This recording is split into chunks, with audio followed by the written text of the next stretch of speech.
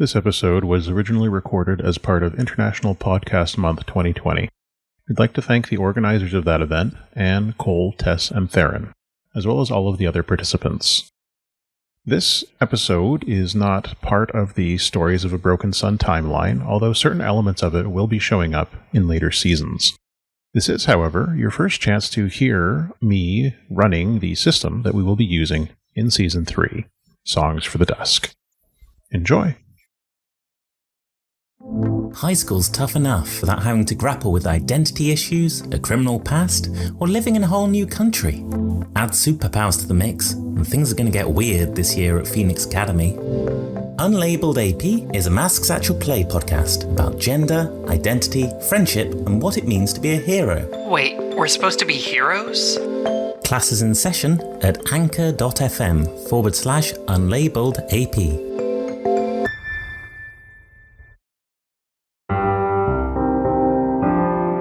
Welcome to Duskwall. Join the Magpies, a crew of scoundrels and vigilantes, as they try to survive and thrive in a haunted industrial fantasy city. This Blades in the Dark actual play podcast posts new episodes every other Tuesday. Join us at magpiespodcast.net.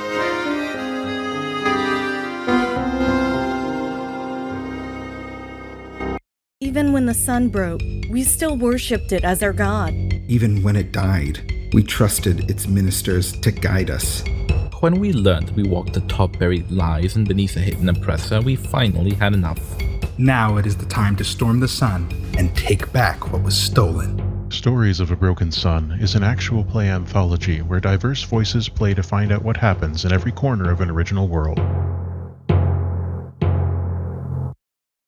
After the adventures end, we will forever have stories to share of our wild endeavors.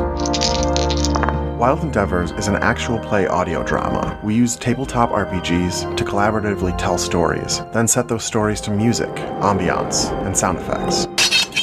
From our dark, emotive, dimension-hopping Dungeon World series, to our current D&D campaign, to our less-than-serious seasonal one-shots, there are many ways for you to jump in and start sharing in our wild endeavors.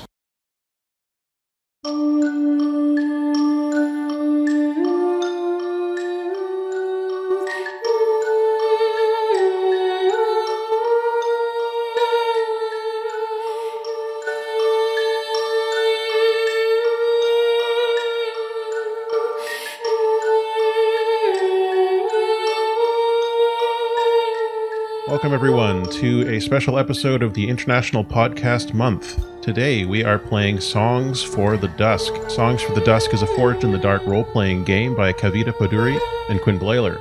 In it, you take on the role of brave and compassionate adventurers called Striders, trying to build a better future in the ruins of a post-apocalyptic science fantasy world. I'm Arp. My pronouns are he or they. You can find me on Twitter at YCaliber, or you can follow my show, Stories of a Broken Sun, at Broken Sun RPG. I'm also joined today by Ree. Hi, I'm Ree. Pronouns are she and her. I am the GM and producer of The Magpies, which is a Blades in the Dark actual play podcast. You can follow me at my personal Twitter, at Rhiannon42, or The Magpies at magpies_pod, and you can learn more about the show at magpiespodcast.net. Thank you. We're also joined by Thomas. Hello, Thomas Marcetti, he, him. I'm the GM and producer of Wild Endeavors. We're an actual play podcast. We have a Dungeon World campaign and are running a D&D 5th edition right now. You can find me on Twitter at Wild Endeavors. And also we are joined by B. Hi, I'm B. McJanda. I play Jupiter Rising, the Transformed, on Unlabeled AP, a Masks podcast, which can be found at Unlabeled AP with 3 L's. On Twitter, and my personal Twitter can be found at Space Doobie. Thank you so much. So we're all ready to be heroic and valiant striders in the world of Tamaris today. Very excited. This game is currently on version 0.4 as we're recording, but Kavi was very kind to provide us with the current 0.5 alpha playbooks. So we're going to be using the 0.5 playbooks with the rest of the 0.4 rules, and we're just going to keep our fingers crossed that nothing breaks. I've also got in Roll20 here, there's you in the audience won't see these, but our players will. So these clocks and maps that you see before you are made by at Chris_Geldart on Twitter. I'll make sure that's in the show notes as well. Big thanks to him for these beautiful assets that are going to make our time here together so much more aesthetically pleasing. Now, speaking of aesthetics, it has been 424 years since the Cataclysm that ended the Radiant era. Well, it's been 424 years since anyone started counting years again, at least. In that time, humanity crawled back out of their bunkers and began to build a new world atop the unfathomable bones of the old. This has had some drawbacks. No one really knows how the technology of the Radiant era worked, and sometimes some piece of the distant past will wake up and cause trouble. When that happens, someone has to go find out what's going on and find a way to make it stop. Most people don't want to be that someone, but sometimes you're just in the wrong place at the wrong time, or your community believes in you, or the siren song of profit and power catches your ear. Recently, the sleepy town of Isan in the mountainous Pine Lock region has had a few troubling developments. At first, it seemed like the tremors were little more than the earthquakes that occasionally shook the hills. But when Isan wrenched itself from the ground and began to float up into the sky, the citizens had some concerns and turned to their local heroes for help. Whether you're ready or not, today, you are one of those heroes. The town has not yet stopped ascending, and eventually that's going to cause some serious habitability problems. At the same time, powers near and far may see this as an opportunity or a threat. Your town needs you. Do you have what it takes to bring Isan back down to Earth? Let's meet our characters. First of all, before we introduce your characters, do you think your characters know each other before getting stuck here on Isan together? I'm leaning towards yes. Yeah, I would lean that way too, just so it's one less thing we kind of have to mess around with. Yeah. Yeah, I'm open to that. Okay. Like, are we already, like, a crew, or do we just know each other? That's your call. Yeah, I guess it kind of it raises the question of, were we in the town when it went up? I think it's kind of fun if you were here, perhaps on the way to somewhere else. Yeah, that's kind of what I was thinking. Mm-hmm. I kind of like that idea that maybe we are like, maybe this is, maybe we haven't been an established crew for a long time, but I think that we have been working together. And I like the idea that we were on our way to some other fun and exciting site and just ended up like, we'll just stay in this town for a day or two and resupply and rest. And then I like that. Up we went. Mm-hmm. Yeah, sometimes the work finds you. Yeah. Indeed. Yeah. Okay. So your characters are not the only passersby who have been caught up in this town's current drama, but we'll meet the rest of them soon enough. What you do know is that your group of augurs, who are scientists and explorers, as your crew type here, are in an area that is now considerably more interesting than Isan has ever been before in the entire history of the post-Radiant era here. This is a sleepy town. Not much happens until now. Where do you think you find yourselves when you wake up or look over and notice that the ground is no longer the ground? This town and the surrounding areas have lifted up and are quite rapidly beginning to float up into the sky. Do we want to use this sort of as also like introducing characters at the... Yeah, absolutely. Okay. Aster, his pronouns are they, them, is a synthetic. They are pretty much humanoid in shape, but they have sort of like lavender skin with like iridescent scales on it, solid black eyes, no hair, but sometimes they will experiment with wigs and hats. And one of the things about their kind of synthetic nature is that they are solar powered. By and large, I think they also do kind of, they can consume plant matter for power if they are in an area where there's not a lot of sunlight for a while, but mostly they're solar powered. So I think that they got up with the sun to go out and repower and, stepped out into the morning and noticed that, the angle of the sun seems very off, and then quickly discovered that the town was aloft. So I think that's where they're at is the being they are the scholar playbook. The scholar is a quick-witted researcher and historian. So I think that they upon realizing this had happened immediately ran to the nearest edge to look over and assess the situation, like how high up are we? How fast are we moving?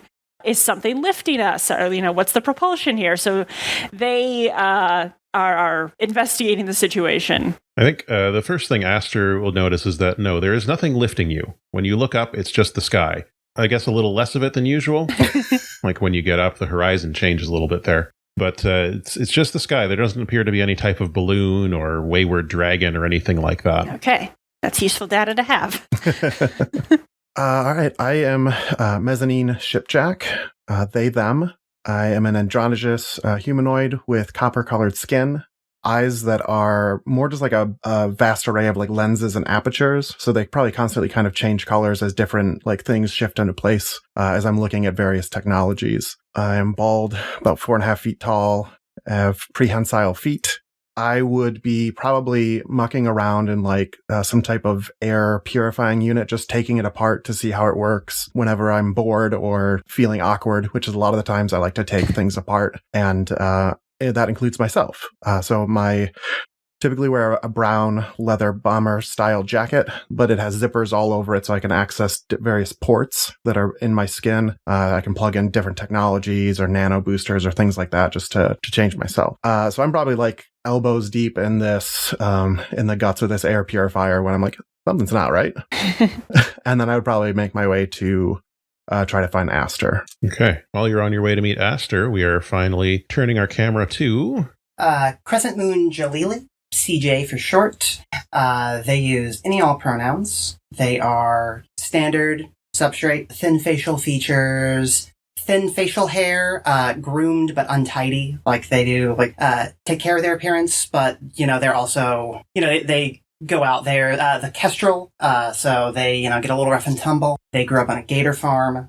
Tawny skin, they have a prosthetic arm, they grew up on a gator farm. They have long hair pulled back in a high ponytail, and they have a very Yoshitaka Amano kind of fashion sense. Just they're usually wearing a skirt, lots of scarves, drapey fabrics, beads, bright colors, that sort of thing. She is a morning person, maybe not quite as prompt as Aster, but they're going through their morning routine. They're making tea. They've probably made a cup for Aster just to share communally, because you mentioned they can ingest some plant matter. Yeah. Does Mezzanine eat? Yeah. Or drink? Then yeah. Then she's made tea for everybody, and just kind of like, oh, where is everyone? And just kind of like heading outside with 3 mugs of tea.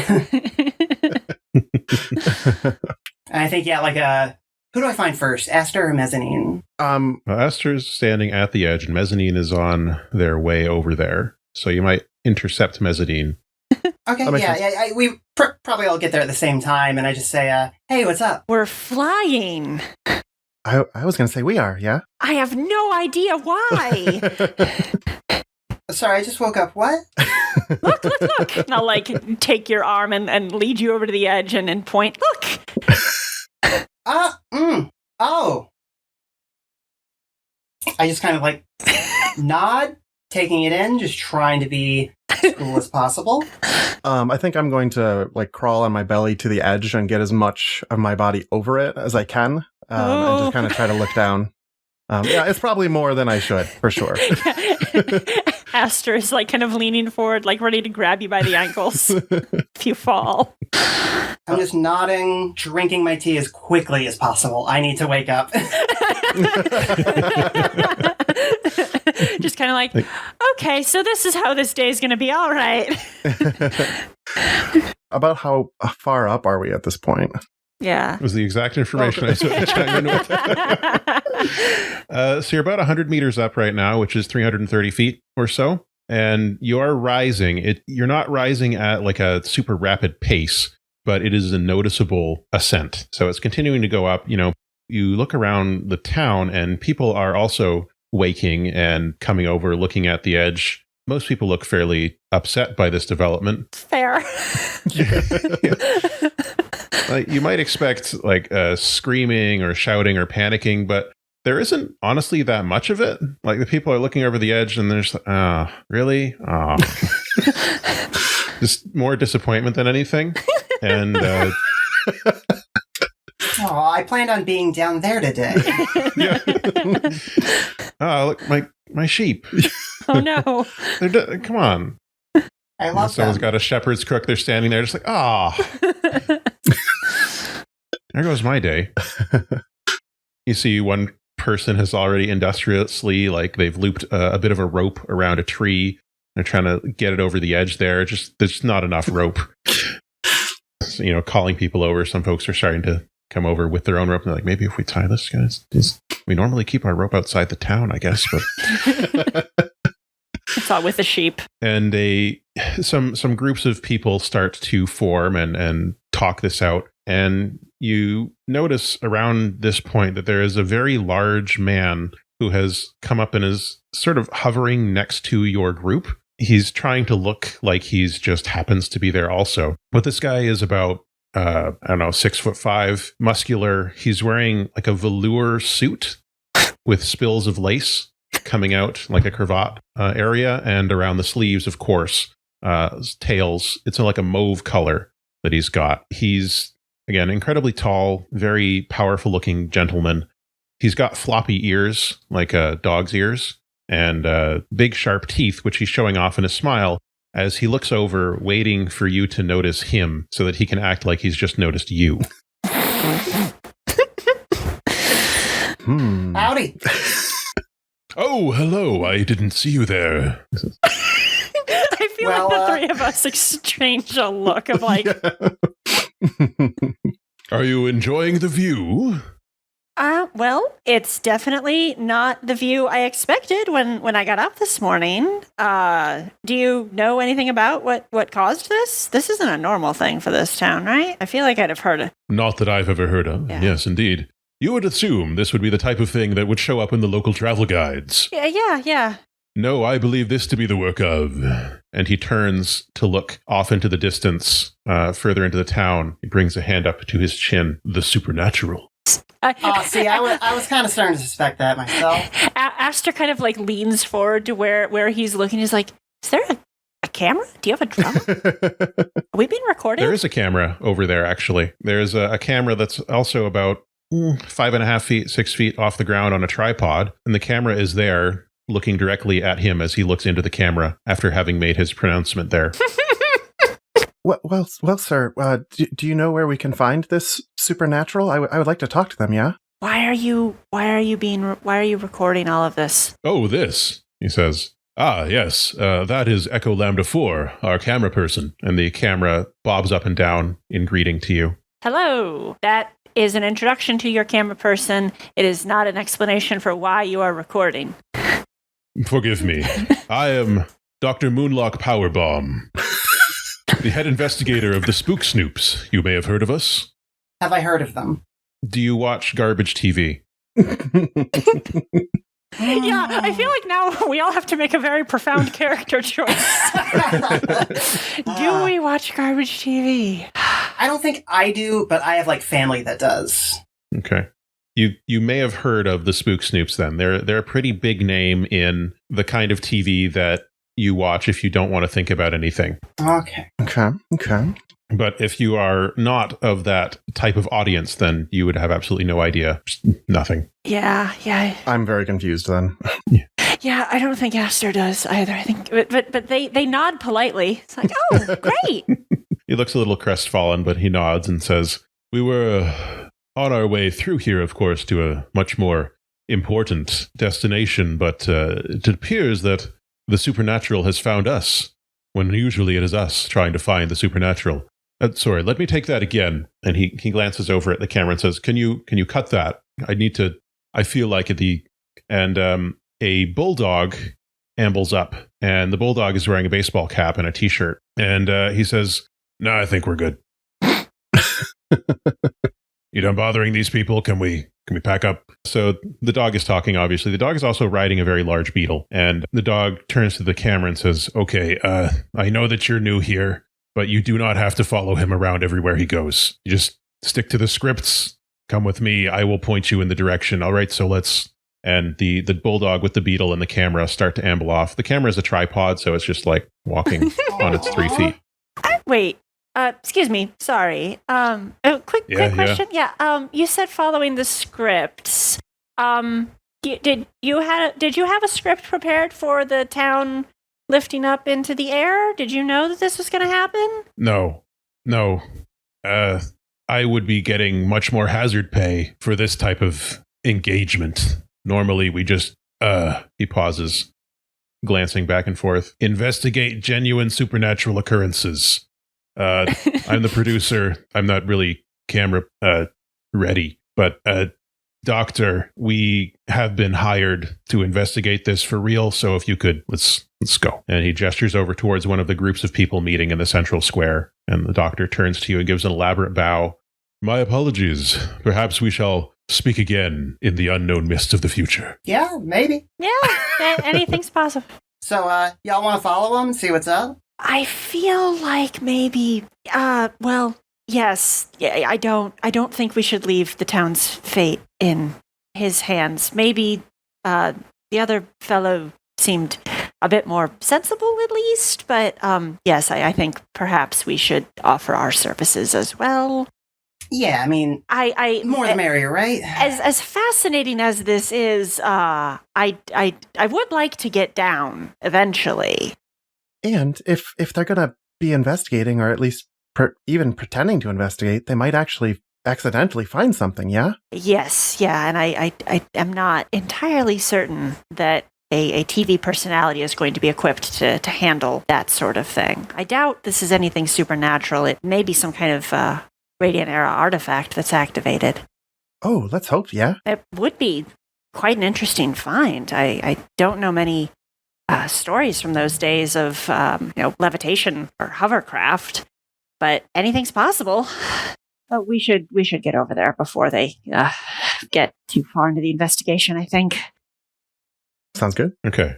We'll just cut to you entering the square.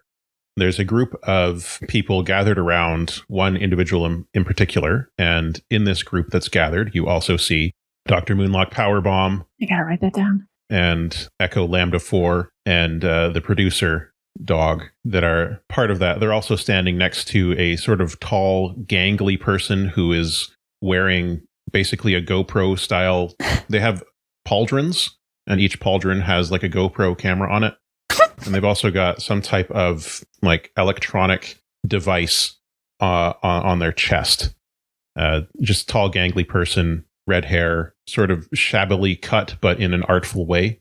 So they're part of this crowd, along with lots of others, people of all shapes and sizes, synthetics, organic folk, dog people, cat people, take your pick. They're all here. And in the middle of this group, standing on a milk crate, is the mayor, who you would have seen when you arrived, because her main job is speaking to people who come to the town. Isan is an anarcho-syndicalist commune, so they don't really have traditional power structures, but the mayor's job is to speak for the town. She doesn't have any legislative power, but she's outgoing, she's concerned about things, and she's good with people. She's about 4 feet tall. She has large eyes. No, larger, like large eyes, to the point where they're like bugging out on either side of her head. And she's standing on this milk crate, addressing the crowd and just trying to keep people calm. She's also covered in this downy tan fur. And she's saying, now please, everyone just remember, remain calm. That's our motto here in Isan. Isan, we're calm. It almost rhymes.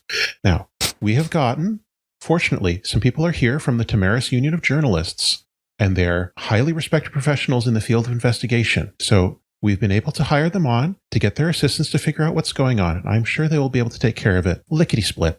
And we'll be back down to the ground before night falls. And she looks up at the sky as it's continuing to rise and she says, until then, it's probably best if you stay inside. And people are grumbling, but most people are starting to disperse and head back towards their homes or to look over the edge. You see a bunch of kids are just sitting on the edge, their legs dangling, looking down because they're children.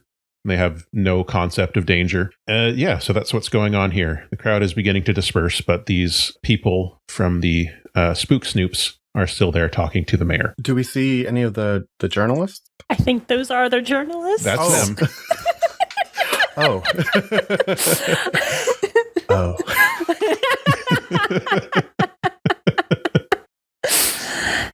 Okay.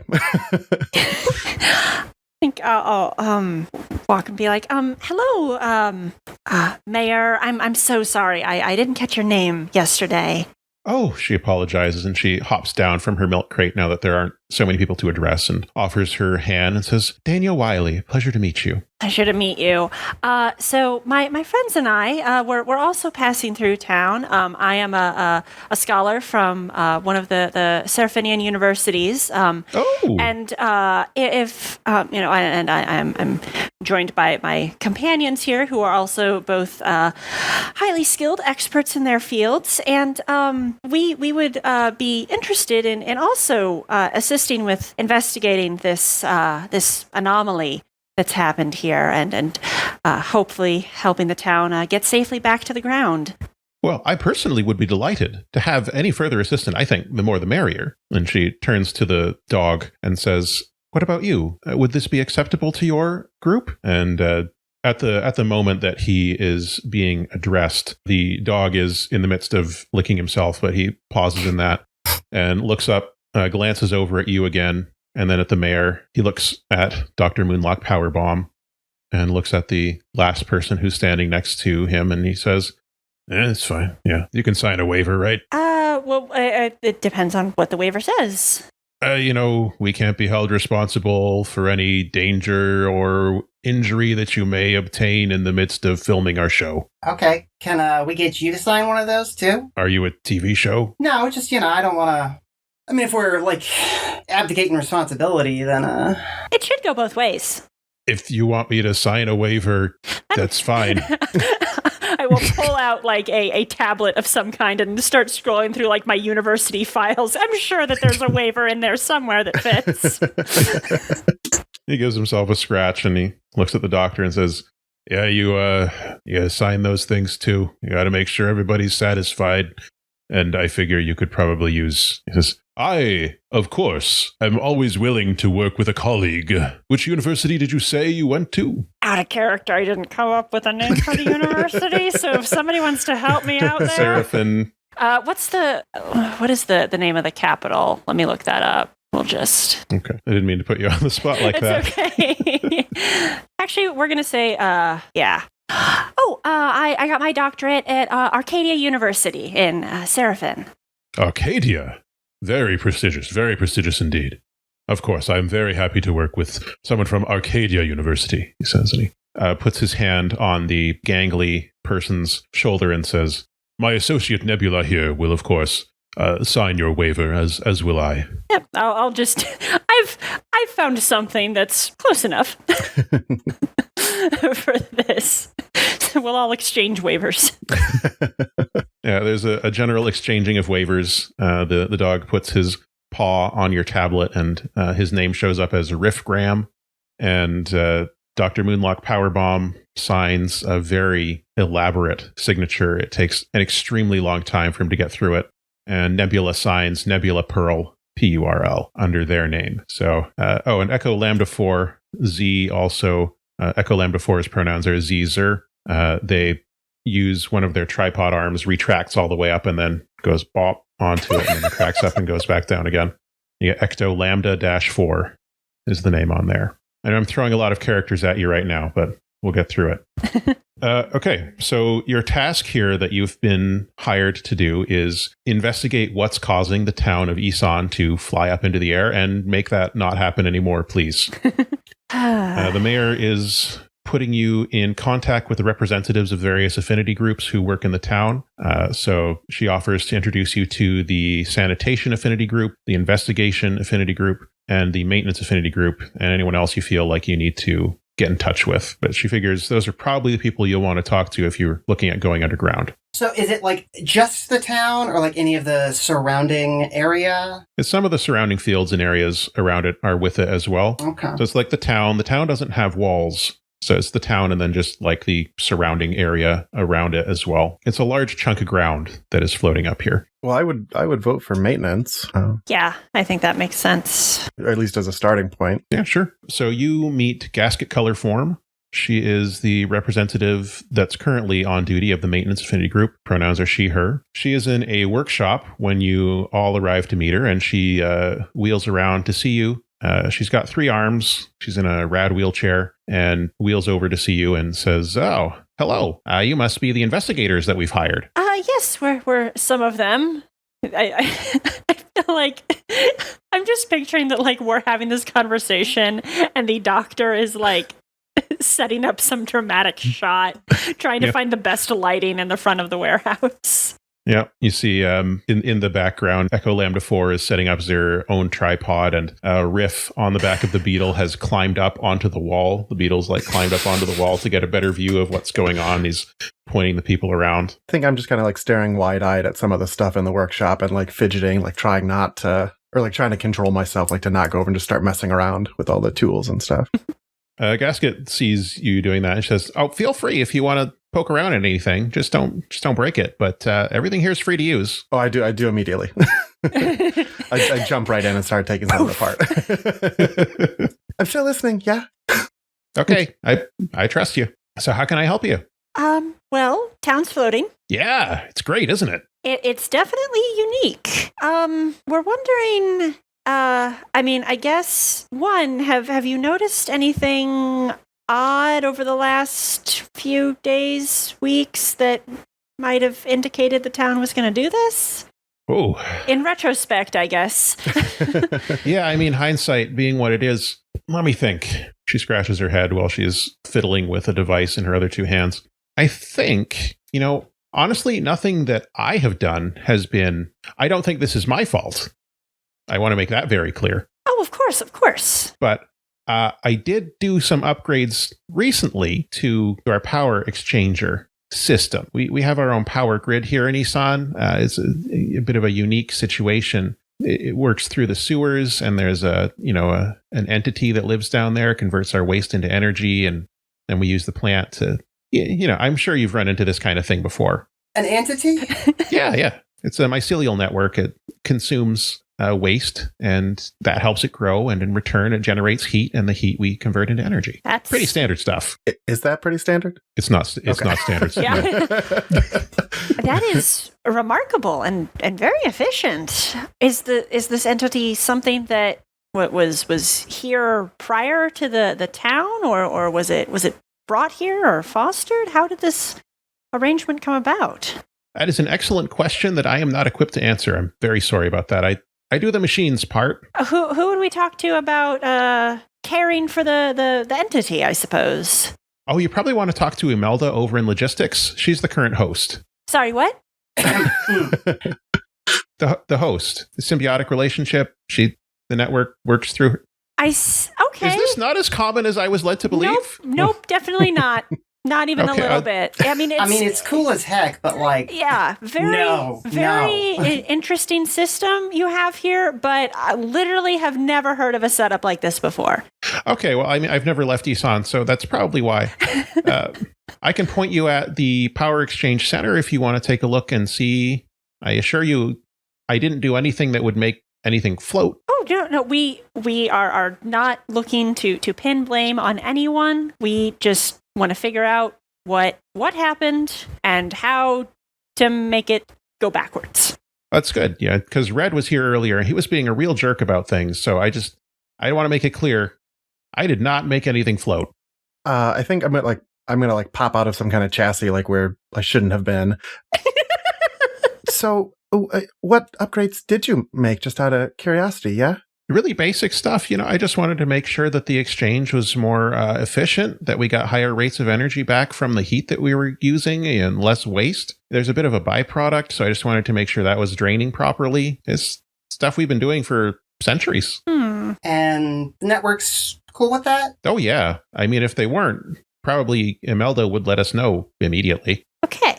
I'm guessing maybe I feel like we should go talk to this Imelda person. The host? Yes. That seems like it would be. Yeah, I was honestly just going to suggest going down to the sewers and seeing if we could find out what it thinks, but we can just talk to this Imelda. That sounds a lot easier. We're going to have to go down to the sewers eventually, I think. Yeah. Yeah, probably. Yeah. There's some kind of psychic mushrooms in the sewer. We're going down there. All right, well, it's really nice to meet you. Let me know if I can help you with anything. Yeah. We'll do. You've been very helpful so far. Thank you, and we'll do what we can to get this sorted out. All right. She wheels back around to what she was working on and sort of waves. See yourself out. Bye. It was nice to meet you. Thanks for letting me play with your stuff. Yeah. Anytime. Aster, like, as soon as we start walking out, is just frantically typing notes about this. It's like, this is fascinating. As you are leaving, you hear behind you, the show finally starts filming. They were setting up that whole time. Yeah, you just hear Dr. Powerbomb's booming voice in the background, and then, like, what? I just went through this. The door closes.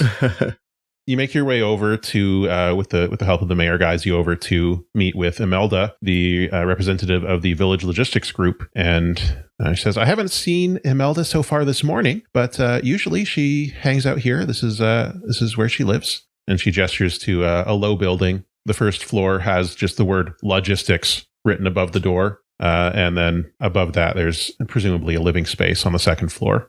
Who else is involved in the logistics group? Whoever wants to be. I mean, that's generally how it works around here. Okay. If you feel like you want to do logistics, you just go to the logistics building. Okay, sounds good. Knock, knock, knock. There's no answer, but you can hear something happening inside, and it doesn't sound particularly calm, which is unusual in your experience of Isan so far.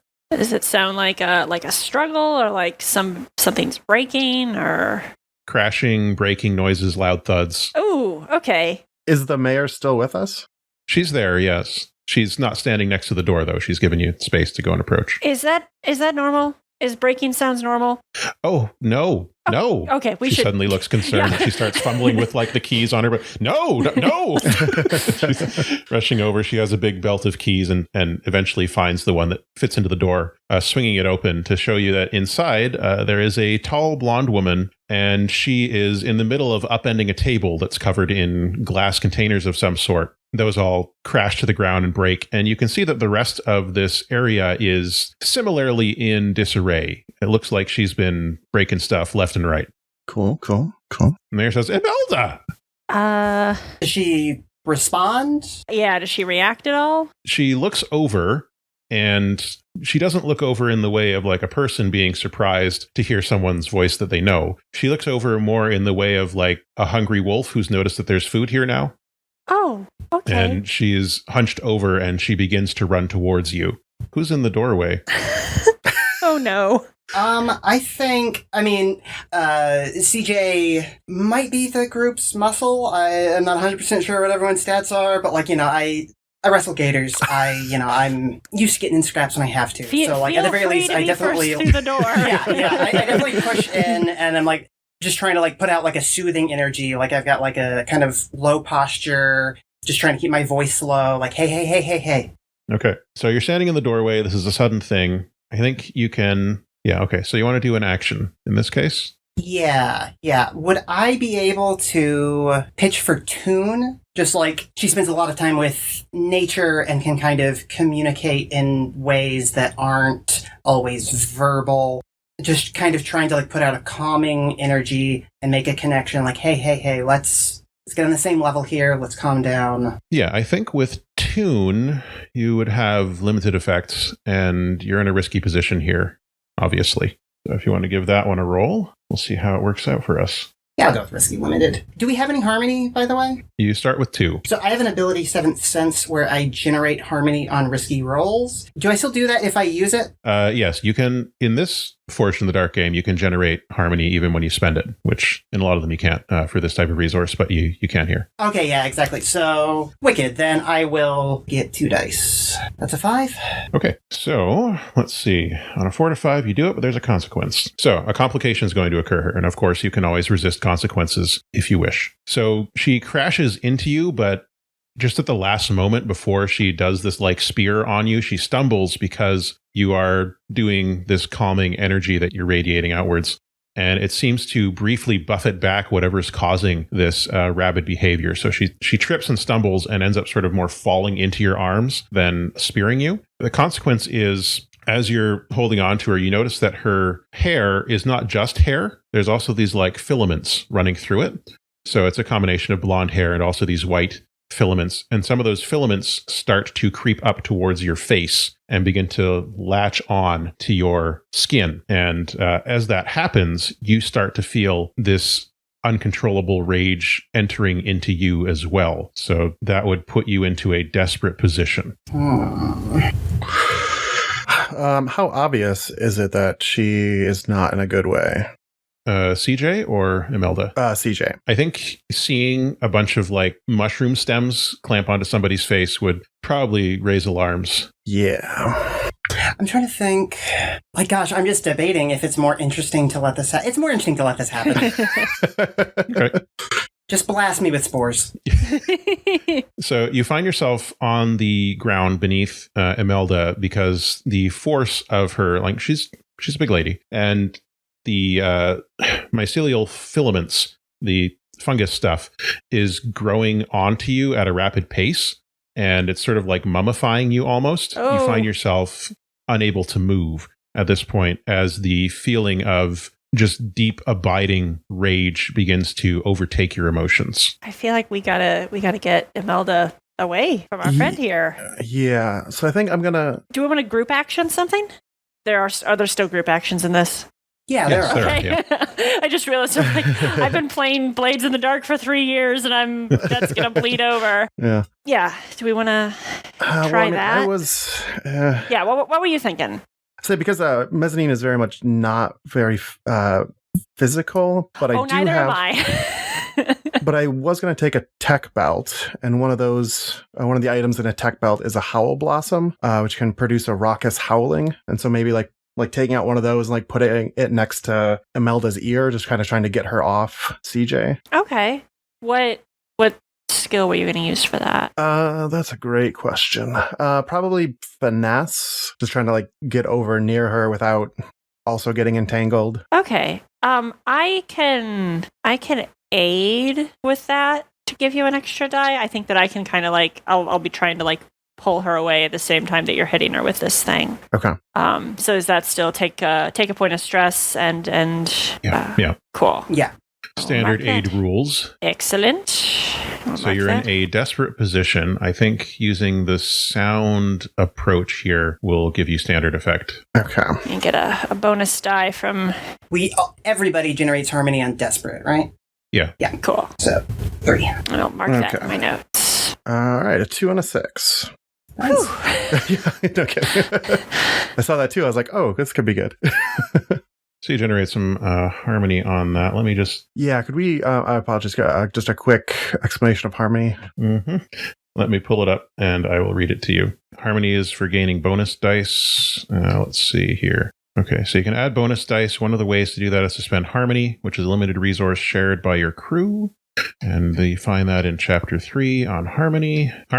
Harmony is a resource that represents your crew's understanding of both each other and their place in the world. To experience harmony is to see with perfect clarity where you are relative to your allies and your goals. This is meant in both literal and metaphorical sense. Spending harmony to clamber up a mountain might mean understanding exactly the route you need to get to the top quickly and haul your friends up after you, but spending it to convince somebody might mean seeing exactly what their insecurities are and knowing how to address them. To use harmony is to have, for a split second, perfect insight into how the world fits together and what your place in it is. So you can spend harmony during an action roll to add +1 die. You can only spend harmony once per roll, unless you have the Witch's Charm Work ability, and there are 2 ways to generate harmony. At the end of each downtime, you reset crew harmony to 2. In addition, anytime you roll a 6 or critical results on a desperate action or a teamwork maneuver, you generate harmony. This happens even if you've spent harmony on that roll. If you're lucky enough, sometimes you'll spend harmony and immediately regenerate it. Harmony is a useful resource and tend to be used frequently, so don't be shy about spending it. So, Okay. Yes. Okay, so it's only when you roll a 6 Yeah. on the So roll. you're at 1 Okay, so harmony I at the did not moment. actually generate harmony. Okay, but then we Yeah. so we're at 2. Yeah. Yeah. Okay. Cool. Okay, so yeah, you rolled a 6 on that, so this just works. The howler blasts the noise, and the filaments immediately just go all immediately suck away from CJ and resume their spot weaved in and through Imelda's hair. And you see that Imelda is now on her back. She's convulsing from that No. effect of that. In the distance, the camera crew the camera is literally running over towards you with their 3-legged Oh no. Yeah, the Doctor, Riff, and Nebula are running behind the camera as well, trying to catch up to you because they see something exciting is happening. Oh, geez. Can I try? I'm not sure what would be the correct skill for like medical care. Trying to make sure that she doesn't like hurt herself or end up in a worse shape. Maybe like a decipher to decipher. That's kind of what I was thinking, to figure out like what's wrong. Yeah. Why this is happening. Okay. I would help with that. Okay. So that'll be an extra die. Yeah. So you are still in a desperate position at this point because she's convulsing, appears to be in a bad way. Yeah. With your decipher, you'll have a standard effect on this. Okay, let me see if I've got any items that might help me. What is this? Nope. That will not help. Oh, I do have a med kit. But I have to figure out I'm figuring out what's wrong. The med kit is not going to help with that, I don't think. So, okay, so I'm just going to roll 3d6. Oh, no. Oh, dear. I see. That would be a 2. The other 2 dice are 1s. Good. Oh, dear. Always so happy to find ourselves in this situation. So, desperate consequences. You overreach your capabilities and you're in serious trouble. 1 to 3. It's the worst outcome. Okay. Yeah. Okay. Yeah, I know what happens here. So, what is it that you are physically doing in this moment? Honestly, I think kind of trying to start like basic, like almost kind of basic first aid of like trying to get anything that she might hurt herself on kind of cleared away from her, trying to like check like her pulse. Kind of trying to like get a handle on this situation, but I'm not that kind of doctor. Yeah. I have a doctorate in history. So you're trying to start this basic first aid stuff and you're working on it, but then suddenly as you are like pressing down or something like that, Imelda sinks into the ground, and it's not like the ground opens up and then she's pulled under and it closes again. She just sinks into the ground and the ground appears unchanged, except for a couple of mushrooms like toadstools that have grown up where she was. She has been pulled underneath the ground and there's no sign that she was there. What? Mayor, is that something she normally can do? Can I resist that? Yeah? Yeah, I think I just... Imelda, is she here? Yes. Yeah, I think I just, like, dive for her and try to, like, grab her by the waist or shoulders, like, before she's all the way through the ground. Okay. Sounds like kinesis, I think. Resistance roll for that. All right, that's a 5, so I take 1 stress. Yes, indeed. Okay. So you grab her, and as she is sinking into the ground, you're able to grab her and hold on to her until this process ends. And what ends up happening here is you're not like completely 100% successful in keeping her above ground, but her upper body is now sort of sprouting out of the earth here, and her lower body has just disappeared into the ground, and she's struggling and thrashing around with her upper body, and she is still looking pretty frantic. But at this point, I think the mayor steps forward, and she's finally found what she was looking for in her pouch, and she waves this thing underneath Imelda's nose. And after a few moments of that, Imelda calms somewhat, and her eyes roll back down to where they were, and she slows, and she says, "We're in a bad situation." I know. I'm sorry about your legs. I wasn't able to get here in time. She looks down. "Oh, that will be fine. I'm not concerned about my legs." Whew, okay. Yes, we, yes, this seems very, very bad. Not sure if you were aware that the town is ascending into the sky. Well, it would certainly explain how the entire network has become unrooted. Oh, yeah. That's not good. It is not. They are furious. Okay. Well. And obviously in deep amounts of pain. But a mushroom feels pain differently from you or I. But the signals that it is sending are nothing I have ever experienced. They completely overwhelmed me. Okay. Good to know. Did you have any indication that anything weird was going to happen? Like, did the mushrooms seem disturbed prior to the town going up? Well, they had been producing more heat than usual, but that's the most I can say. Interesting. They did not seem to be distressed. In fact, they seemed rather pleased. Interesting. Was that from after the upgrade? recently? Yeah? The upgrade certainly accelerated their heat production, but they had been ramping up before that. They believed they had found a new way to dispose of the waste product of the process. Interesting. And what is that waste product? It's a... She looks away for a moment, and you notice how well-groomed she is and how well-coiffed, well, her upper body that you can see. Very well-dressed in general. She looks extremely proper, and when she turns back, she says with distaste, "It's a goo." Is the network still producing this waste? Yeah? I would assume so. How? I must apologize. It will be only a few more minutes before the effects of the stimulant the mayor gave me wore off, and I will be back in the throes of rage. So, is there anything that we can do to help you with that, like secure you so you don't hurt yourself? She looks down and says, "I seem to be rather well secured at the moment." Fair point. Okay, so this mushroom network, yes. How long has it been here? The camera has arrived now. And Dr. Moonlock Powerbomb comes panting up and says, "Yes, how long has the network been what they said?" Imelda looks back and forth between you and Dr. Moonlock Powerbomb and says, "The spook snoops are here." Ugh. Very well. The mycelial network has been here since before there was a town. We are not entirely certain how it arrived, but we did make first contact with it about 20 years after it was settled by the first Isanians. Okay. Let me look at, do you know if it's from the Radiant era? It's difficult to say. The network itself does not know, and there isn't really any documentation that's been left behind.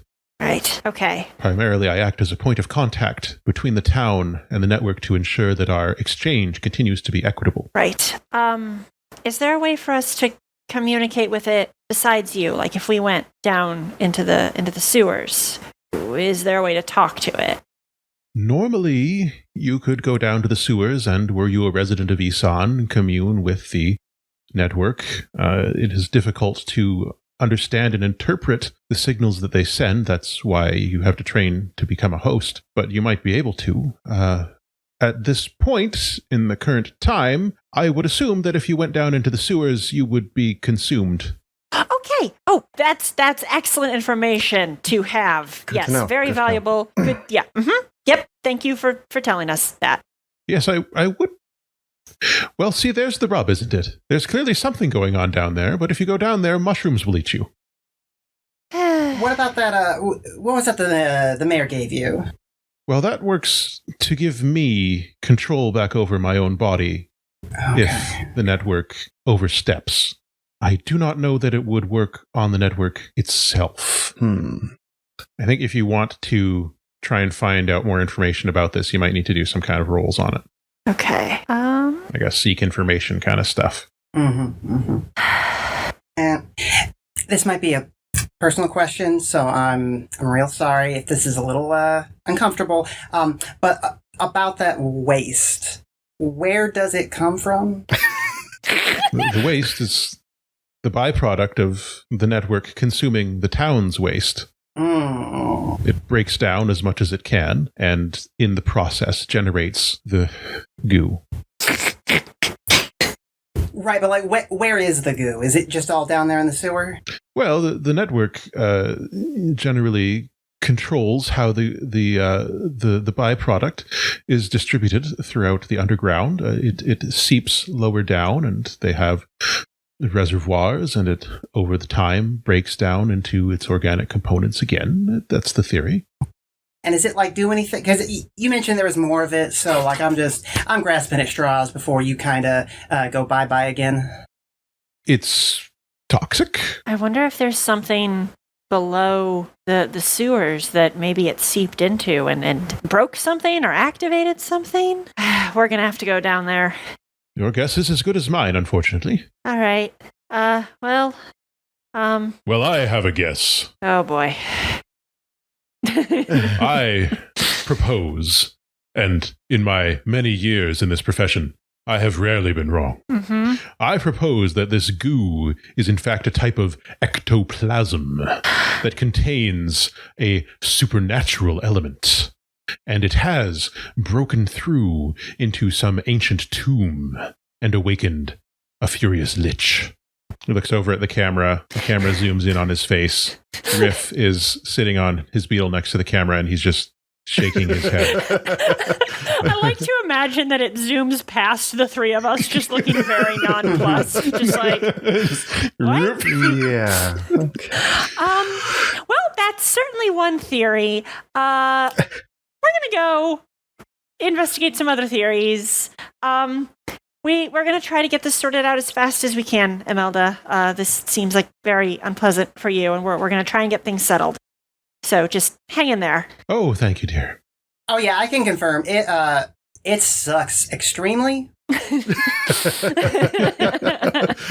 Could I do decipher? I like to imagine that maybe like Mezzanine is kind of like poking very timidly at some of the tendrils, maybe like switching through different lenses, trying to look at like different visual spectrums for any kind of hint as to like how the network interfaces and if there's any way that we might be able to disrupt that without actually damaging it.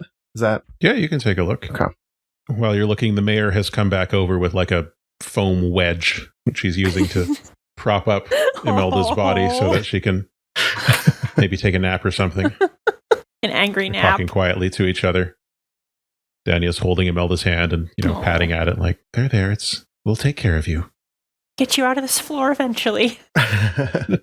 All right, so I got a 5. Okay. Yeah, I mean, we're in a controlled position at this point. I should switch that back. Okay. So a 5, and this is basically just a seek information kind of thing. So you get good information. You're able to, with your various lenses, see that the network is sort of growing through Imelda's scalp. So it looks like it's coming out. And from there, you can also assume that it is connected to her brain in some way. So there's probably some type of symbiotic element going on here. You probably have to willingly take in part of the network in order to form this specific psychic connection with it. So it's something that has grown into her and entwined itself with her brain and nervous system. Okay. So probably not an easy way to disrupt that without hurting her. Yeah, if you attempt to disrupt it, it's either going to kill her or damage the network or hurt her very badly in some way because it's the brain. Okay. I feel like we should... I don't know how much else we're going to be able to get from folks up here. I feel like maybe we should just head down into the sewers. Sure. If everybody else is on board with that.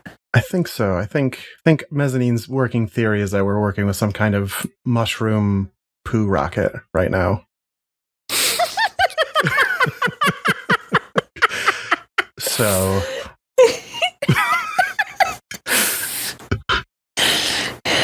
It's a theory. Yeah. Is that how they would put it? Not Imelda. I think so, yeah. I'm just imagining us as we're walking out here, like, pretty sure it's some kind of mushroom poo rocket, and Imelda's just like, God, why? Just utterly scandalized. I mean, I can't discount that theory. It's just as plausible as my theory about some kind of radiant So my theory about some kind of radiant era technology being damaged by the goo. Or it might not have anything to do with the goo at all. Maybe something got overheated. Maybe mushrooms. Or maybe it's ghosts. Says. Oh, you look over, you see that Nebula Pearl is walking beside you. Like, probably ghosts though, right? Probably not. You don't think so? No. But the readings. And they point at the electronic thing on their chest. That's got like a dial that's swinging back and forth and like some spikes. There's definite, ecto stuff here. Can I take out? So one of my playbook items is a charm field exometer, which measures high concentrations of transcendent energy that it's useful for tracking down radiant technology. Can I have that? And I'd like to see what mine is saying. Am I getting outputs that look similar to what his device is doing? I can roll something if you need me to. You have this device, right? That's what it does. So no, you don't have to roll to decipher your device. It's what it does. Yeah, it's spiking. It's really spiking. Okay, this means that there's some kind of radiant technology, not ghosts. Well, it could be radiant ghosts. They got a point. It could be radiant ghosts. I suppose. I mean, I guess it depends on your interpretation of what a ghost is. What are the remnants of the old world left behind, if not a sort of ghost left on this world? I was really hoping, because we were on our way to Mistral Bay, the Mistral Research Collective, and you're supposed to be like a ghost in the bay. So I was just really hoping to see a ghost for real this time. You keep up that hope. I pat them on the shoulder. Yeah. Maybe the real ghost is inside all along. Maybe the real ghosts are the friends you made along the way. Well, yeah, I mean, my best friend is a ghost, so there's that. All right, well, we'll be following along anyway, because of the waiver, and we were hired to do the job, so let's all just hope that it's a ghost then. Okay. I give you a thumbs up and drop back to walk with the doctor and the camera and Riff. I have so many questions. But I think we need to... Okay, you know what? We're going to get the town back, and then I will ask them why their best friend is a ghost. Let's go. The answer may surprise you. Okay, are you going to narrate this whole time? Because that's just creepy. Yes, no, I'll add it in post, I suppose. Okay, let's go. Aster begins power walking away from the camera. All right, so your goal is to go in through the sewers? Yeah. Okay. Do we want to do any research or just I feel like flashbacks? I feel like we've gotten as much info as we can get. We got flashbacks. Yeah. We can always... Sounds good to me. I guess we can do an engagement roll here to see how getting down to the sewers goes. Should we mark our load? Yeah. All right. I'm going to take a heavy load just because there's no reason not to. We're going on a sewer expedition. Mm-hmm. Yeah. Not trying to trick anybody. Yeah. I'm going heavy into the sewer. I'm going to go normal just because I'm little. That's fair. All right. So how are we going into the sewer here? A good question. I'm thinking this is either a stealth or transport, depending on what your goal is. Because you got to get past that fungal network somehow. Yeah. Yeah, I'm leaning towards stealth because we don't really know a route past the fungus. Right. Yeah, it kind of sounds like all the pipes and stuff down there for the sewers, like that is where the network is. I don't think there's a way to go get around it, probably. Yeah. Stealth makes sense.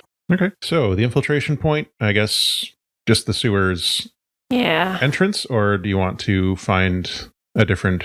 If they have like a maintenance access way, I think that might be the best. Yeah, maybe going in through the power exchanger that... Gasket? Thank you. That Gasket mentioned. Because maybe then we can look around there and see if anything looks weird on that end of things before heading into the rest of the sewers. I like that. It also means we're not just jumping straight into mushrooms. Hopefully. Yeah. Okay. Play to find out. Yeah. So the engagement roll. Yeah, the engagement roll will dictate whether or not we jump down straight into mushrooms. We'll see how it goes. So you start with 1 die for sheer luck, and then we add 1 for each major advantage, and -1 for each major disadvantage. So, is this a particularly bold or daring plan? I think a little bit. Well, let's see. Is it particularly effective at accomplishing the goals or exploits a weakness in the target? Oh, Lord, no. Yeah. A friend or contact can help support the mission. Yeah, we've got backup. Yeah. Miscellaneous elements. Okay, so you have the support from the town. Gasket will get you there and show you the layout and stuff. Great. So we're up to, 3. Foundation abilities, we don't have any of that at the moment. Major disadvantages, an overly complex plan? No. If the plan is particularly ineffective, no. Rival or enemy is interfering with the mission. Okay, we'll take away 1 there. And any miscellaneous elements? No.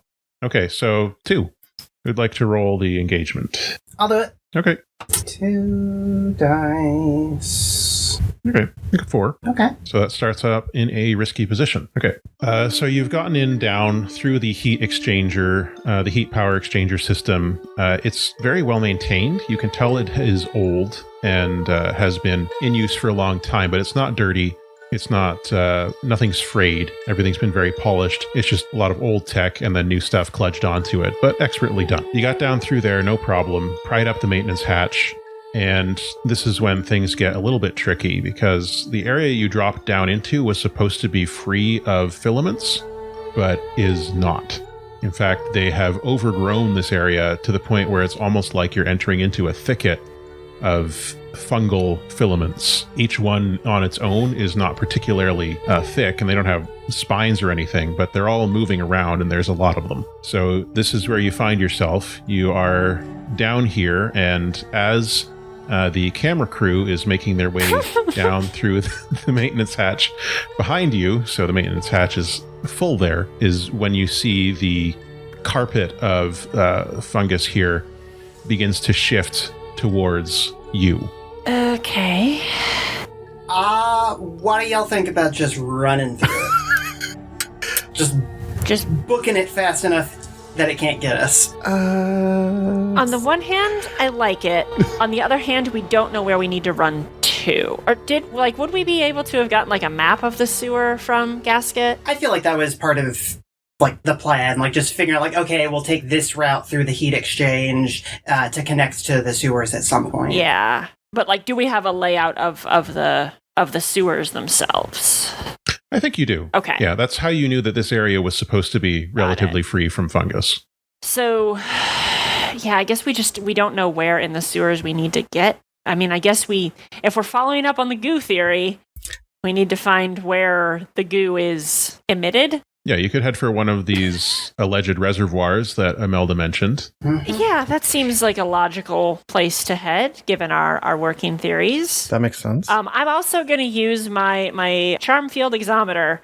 I'm going to use that to kind of try to zero in on any kind of radiant tech down here. Okay. Let's see. So what action are we going to do here? Do we want to do a group wayfare? I'd be happy to lead. Yeah. That seems reasonable. Sure. Okay. 2 questions. Mm-hmm. If I take a Lotus Gambit, does that give the die to all of us? And 2, what's a Lotus Gambit look like? All right. Let me pull up the options here. I think if it functions the same way as it does in Blades, that you're the only one that gets the extra die. Yeah, it's for you. Okay. So you think of a reckless action, a foolish trait, or a fun complication, and you offer it to the players with a bonus die attached. If you can't think of one, turn to heat. Rumors in it. Okay, yeah. But Lotus die, you can sprint through here, or you can get the extra die to sprint through here. The issue is that you will leave the TV crew behind. Is that really a loss? I mean, I don't. We did exchange those waivers. Yeah, we don't want them to get eaten by the mushrooms. Important distinction is that they'll get stuck, or we can tell them, no, y'all don't follow us. Y'all definitely can't do this. I mean, you signed their waivers. They signed your waivers. I feel like a man whose name is Dr. Powerbomb is not going to listen to us. Well, that's on him. I mean, it is ultimately your die. So that's true. I am concerned for their safety, despite themselves. I'm not going to take it. They're bumbling, but they're not bad people. They're just misinformed. All right. Oh, I have not rolled super great today. I got a risky standard. Yeah, it's risky and standard. Sorry. Right. I got a 2. Ooh. I also got a 2. Okay. So that's 2 stress. You do succeed. Yeah. In your wayfare. So what does this look like? Because it's not clean. It's not like a smooth getaway here. And definitely, I think... So I think it's a lot of just, there was no plan. It's just move, move, move. And CJ kind of ends up having to, like, fall back periodically, like, be group dad, like, just, like, somebody gets, like, a little bit stuck with tendrils, and he just, yanks them out and pushes them forward. Yeah. At least somebody trips. Nebula trips, and he doubles back and pulls them, like Princess carries them for a little bit, and then, gets them moving again. And, like, isn't hurt, but, like, is, like, very, like, visibly disheveled. Doing a lot of work to get us all through this in one piece. It is a lot of work that you go through. And what I'm going to do here is I am going to start and tick a clock. Gasp. Forwards in the dark, baby. Yeah. I'll put it here beneath the Harmony tracker. God, what a beautiful clock. I know. That is lovely. Chris does amazing stuff with these designs. Okay, so there you go. I put a 4-step clock there and ticked it twice as a risky consequence here. Oh, dear. It's a troublesome clock, is what I can tell you about it. Oh, no. A mystery clock. Yes, a mystery clock. Everybody, you get through this section and you find yourself in a clearing in the fungi, approaching where this supposed reservoir is. And it makes sense that there wouldn't be as much of the fungus around the reservoir because it's toxic to them. It's their own waste. So they wouldn't hang around it the same way that we wouldn't set up a hammock in a latrine. What is my exometer doing? Is it still beep, beep, beeping? It is beep, beep, beeping. I think I don't want to be mean about this, but I think basically it's just static because there's so much, it's overloading. Oh, okay. So, well, I mean, that's useful information to have, that we are surrounded by something that is transcendent energy. Right. Real important question. What's it smell like in here? Exactly what you'd think. If you've smelled mushroom manure before, fungus-based manure, then you know it's terrible. There was, I work in a high school, and several kilometers away from where we are, there is a mushroom composting station where they make fungus-based compost. And there have been times that the sulfurous smell of it has been so bad that the school has had to be evacuated because they thought maybe it was a natural gas leak in the school. Oh my God. Many kilometers away from these fields. So it's an intensely powerful, unpleasant sulfurous smell that you're getting in here. All right. Okay. CJ pulls up a couple more scarves over his face. This is just going to be an extended metaphor about the importance of wearing a mask. I get it. Yeah, Dr. Powerbomb has pulled up a neck gaiter from amidst the lace on his cravat, and he's just pulled it up, and it's got, I guess it would have the Spook Snoops logo on it on the front. But it's also lace trimmed, of course. Of course. So, okay. I have my special ability is that I can push myself to temporarily enhance my senses to pierce solid matter or view the past of a transcendent artifact or location. Since my readouts seem to indicate that, like, we are surrounded by transcendent energy, I would like to push myself to see if I can, like, look into the past and figure out what happened here. Good idea, sure. I'm guessing I need to make some kind of a roll for that. I feel like Decipher is probably the right one. I think you're right. Okay. I think this is still risky because you're still in a dangerous place here. Makes sense. And we go with the standard effect. So I know that for abilities like this in Blades where you push yourself, you get the bonus die and the special effect. Is that the case with this as well? All right. So you're pushing yourself to be able to do this thing. Yeah, I would say yes. Okay. I'm not sure if that's rules as written, but I'm going to say yes anyway. Okay, cool. Could I help with that? How? Is that because it's an ability? I don't know if that's something I could actually. That's the question. How would you be helping Aster look into the past? Yeah, I'm open to accepting help. I'm just not sure how it would work.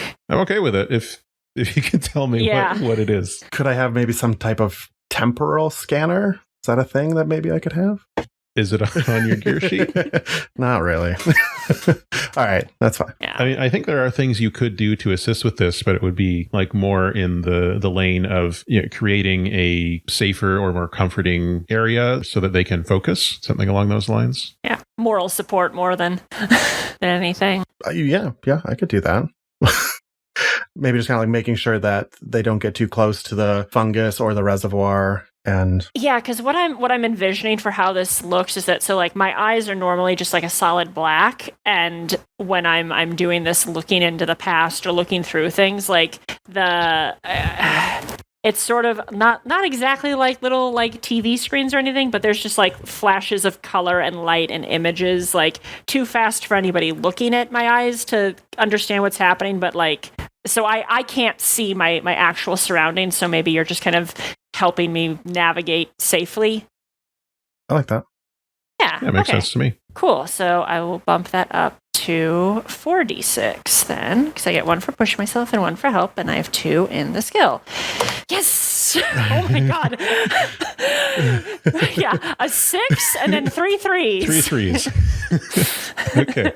But I will take it. So yeah, I'm gonna look into the past to try to figure out what happened here. Why are why are we flying? Okay. So, yeah, you can sort of replay the past couple of days in what you're looking at here. And you can see the way that the mushrooms are draining their waste into the reservoir. And you see the reservoir, not this one that you're above, but a different one in a different part of the sewer, bursts. Oh, no. And it bursts through into some type of large open space beneath the reservoir, which was fairly far underground. And like the mycelial network doesn't really have eyes, so you can't really see what it is, but you can sense that the draining of the waste goo into this large open space, it doesn't fill it up, but it's making a mess down there, and the toxic qualities of it and other perhaps unknown qualities of this waste product. Something happens in that big room that causes the town to begin levitating and rip out of the ground, which leads to the mycelial network being severed from a large portion of its fungal mat, which has led to its current state of panicked pain and rage. I don't know how far back you want to look, if you want to keep looking further back, but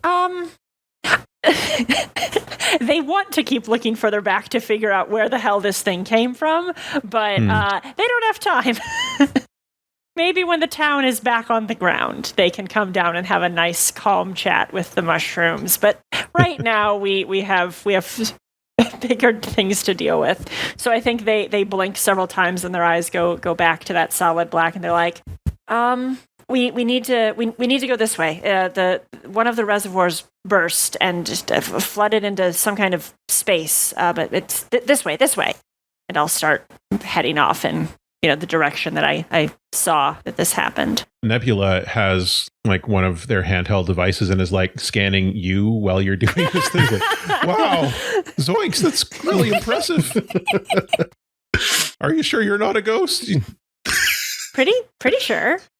I'm not. Oh boy! I don't think synthetics can. Listen, I studied history, not philosophy. The nature of the soul is a little outside my sphere of study, so I'm not going to weigh in on that one. Pretty sure I'm not a ghost, though. Dr. Powerbomb appears next to them and puts his hand on their shoulder and says, "Come, my young apprentice, we will discuss these matters more in depth as we approach the belly of the beast." And they're falling back and they're having this philosophical discussion about the nature of the soul and ghosts in the machine and so on, and the camera's watching that as it goes. But you notice, Aster, that the camera, some of their lenses repeatedly start drifting back to you. Like the majority of those lenses remain focused on the doctor and Nebula, but it's like almost like Z can't helps herself from looking over at you since you've done this feat of looking into the past. All right. I'll have to talk to the camera later. Okay, so we want to get through this dangerous zone to get to where you want to be. Do we want to just do a roll for that and then skip over the lengthy get to this reservoir in the sewer area? Yeah, I think a roll to make that trek. Sure. Do you want to do a group action? Yeah, that feels... Yeah, I'm still pretty good on stress. Yeah, I've got 3, so I'm doing okay. Say Wayfare or Shadow, either one could work here. Or if you want to hack your way through, you could do a skirmish. We do Depends on what approach you want want to to hurt take. the mushrooms. I want to have all options on the table. I don't have anything in Shadow, so Wayfare would be better for me. Yeah, Wayfare's better for me. We're not a stealthy group. Okay, so who was gonna lead? Yeah, I'll lead. Okay. All right, just gonna...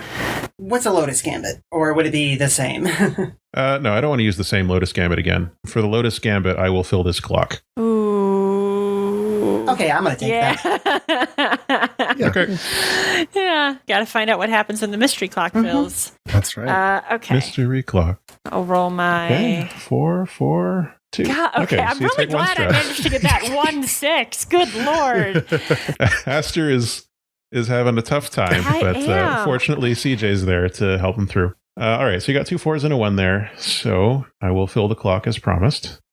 You hear, as you approach the burst reservoir, a massive crashing, booming sound from below you. And then there is the sound of air whistling out of something. So something big's going on down there, which is that big clock that we filled up. As to the consequence here, I think you get to the reservoir, and because there's this big crash that's happened below you and the whistling air from beneath, you are dropped into a desperate situation as the edges of the ground down here give way, and you are sent tumbling down into this large, unknown chamber below. Oh no. Unless, of course, you want to resist. Well, I mean, we had to get down there somehow. Yeah, I feel like this. Yeah, this is fine. This is fine. Listen, desperate situations are how we generate more harmony. It's all good. Yeah. Poor camera. Boing, boing, boing, boing. Yeah, I think as the camera crew are falling down, Riff is fine because his beetle just and flies him over, and they stick onto one of the walls that they find. Dr. Powerbomb is actually really heroic in this moment. Like, he's a goofy idiot, but he manages to grab both the camera and Nebula and is able to step onto bits of debris that are also falling, like make steps on the way down there and then land like on the ground, carrying the camera and Nebula. I don't know why I can't remember the name Nebula. It's not difficult. And he lands there and sets them down and just pats them both on the head. And it's like, don't worry, I take these waivers seriously. So how do the 3 of you make your way down? You're falling, of course, Well, on a 2, I feel like there's a lot of screaming and flailing. What kind of harm would it be to just fall? I think it's going to be level 2. Something is probably going to break. Oof. Can resist that though. I'll take that. I think I'm very ungraceful in this moment. Okay. Yeah, if there is harm coming in, I'm gonna roll to resist it. Okay. So that would be Kinesis to roll to resist the level 2 harm. Okay. Broken something, your choice. All right, I have 2 in that. Okay, 4. So I take 2 points of stress. Okay. I will resist. Yeah, you bounce and roll. Nothing breaks. You fortunately land in a pile of dirt that has also fallen down. Yay, dirt. Can I Wayfare to just do like sick anime jumps off of rubble? If this weren't a resistance roll, you could. I mean, that might still be the result of your resistance roll, but Okay. yeah, it's a thing that's happening, so you need to either resist it. Oh, okay. I understand. Yeah. You know what? I'm going to mark armor. Okay. Which would reduce that to level 1 harm, if I'm correct. It's just going to negate it in this case. Oh, okay. It's cool not then. something Cool. actively trying to hurt you. It's just you're falling. Okay. So if the armor has some kind of built-in system for dealing with that, that's great. Yeah, I think it's just got like some like microfiber shock absorption or something like that. Okay, awesome. So it's kind of like out of tune now that like I've taken a fall this hard. But Yeah. And I'm just gonna fall and like land on my arm really hard and break my arm. All right. Now keep that in mind going forward. Yep. Actions that would require you to use that arm would be at -1 die. Mm-hmm. Okay, welcome to the big empty chamber. It's dark, but there is a big hole nearby in the ground of this thing, and the ground is otherwise surprisingly flat. So almost as if it is a constructed floor rather than a natural thing. And there's a big hole in it, and there is a huge thing coming in through the hole, and there's another huge thing on the floor that appears to be getting into a big fight with the huge thing. And these things are really, really huge. But it's kind of dark, and the only light currently is intermittent light from the hole in the floor. Can I... So there's a survival pack that includes a flashlight. Do I need to mark the whole thing just to have a flashlight, or... I think mark it, but keep in mind that you're only using part of it right now. Okay. So anything else that would be in the survival kit, you can still use. Okay. Then in that case, I'm going to turn on my flashlight and aim it at this whole situation. Yeah. To better illuminate what's happening. I think as you're doing that, Echo Lambda 4 also lights up with like a variety of flashes that pop out in different parts of their head. And so there's illumination from that and from the flashlights and the flashlight. And you can see there is a sort of a titanic kaiju battle going on in what appears to be some type of ancient factory. You can see, what's the word I'm looking for? Conveyor belts, which are part of assembly lines, and conveyor belts with like robotic limbs and things that are not currently moving. There's catwalks, several layers of catwalks going around the walls, some going back and forth. Fortunately, you missed landing or smashing into any of them as you fell down here. That would have been bad. It looks like this is some huge factory floor where some big things were manufactured. And the thing that is inside, battling with the thing that is outside trying to get in, the thing that is inside is this huge, it looks like a very large lion. If you made a lion out of junk. Huh.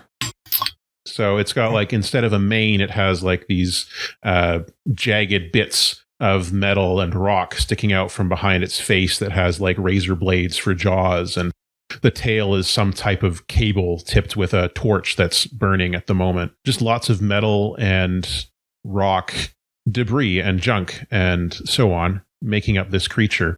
The other thing trying to get in looks like maybe it's a dragon. Question: Are dragons a normal thing that we encounter in our world? They exist. Okay. You wouldn't normally encounter them. Okay, but it's not like we're going, that's a thing from a storybook that's fighting its way in here. We'd be like, oh, that's a dragon crap. Yeah. Okay.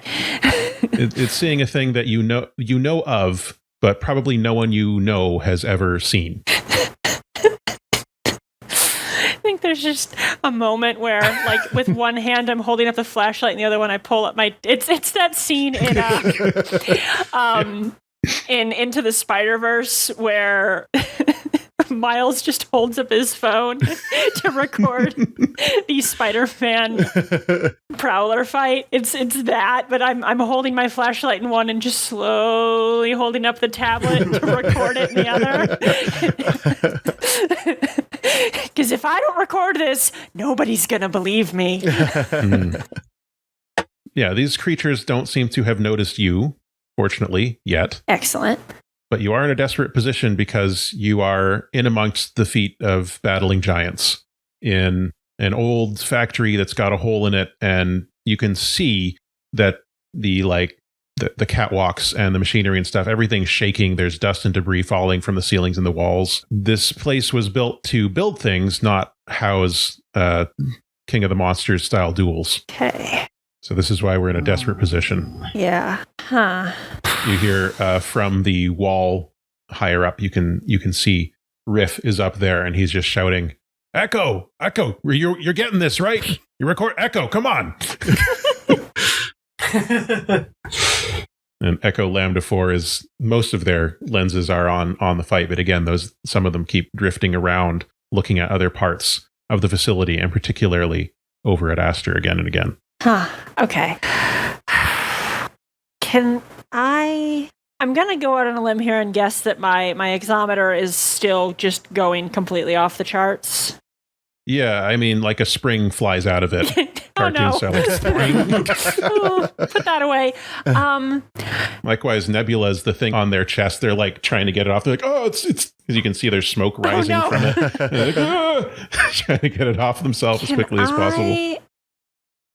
Giant ghost! I kind of want to try to tune, because that, like, this seems like, align your senses to the exotic forces that underlie the material world. That seems like what we're dealing with here. Yeah.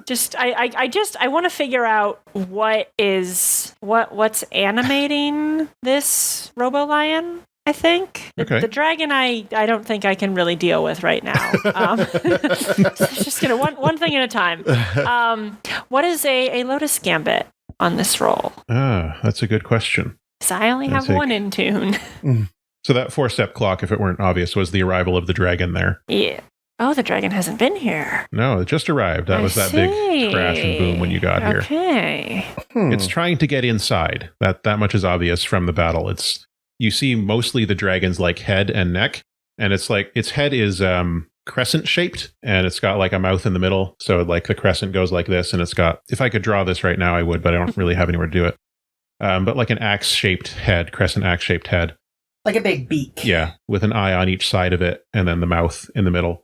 Every time it opens its mouth, you see there are teeth in there, but there's also some sort of energy that's building up inside its throat.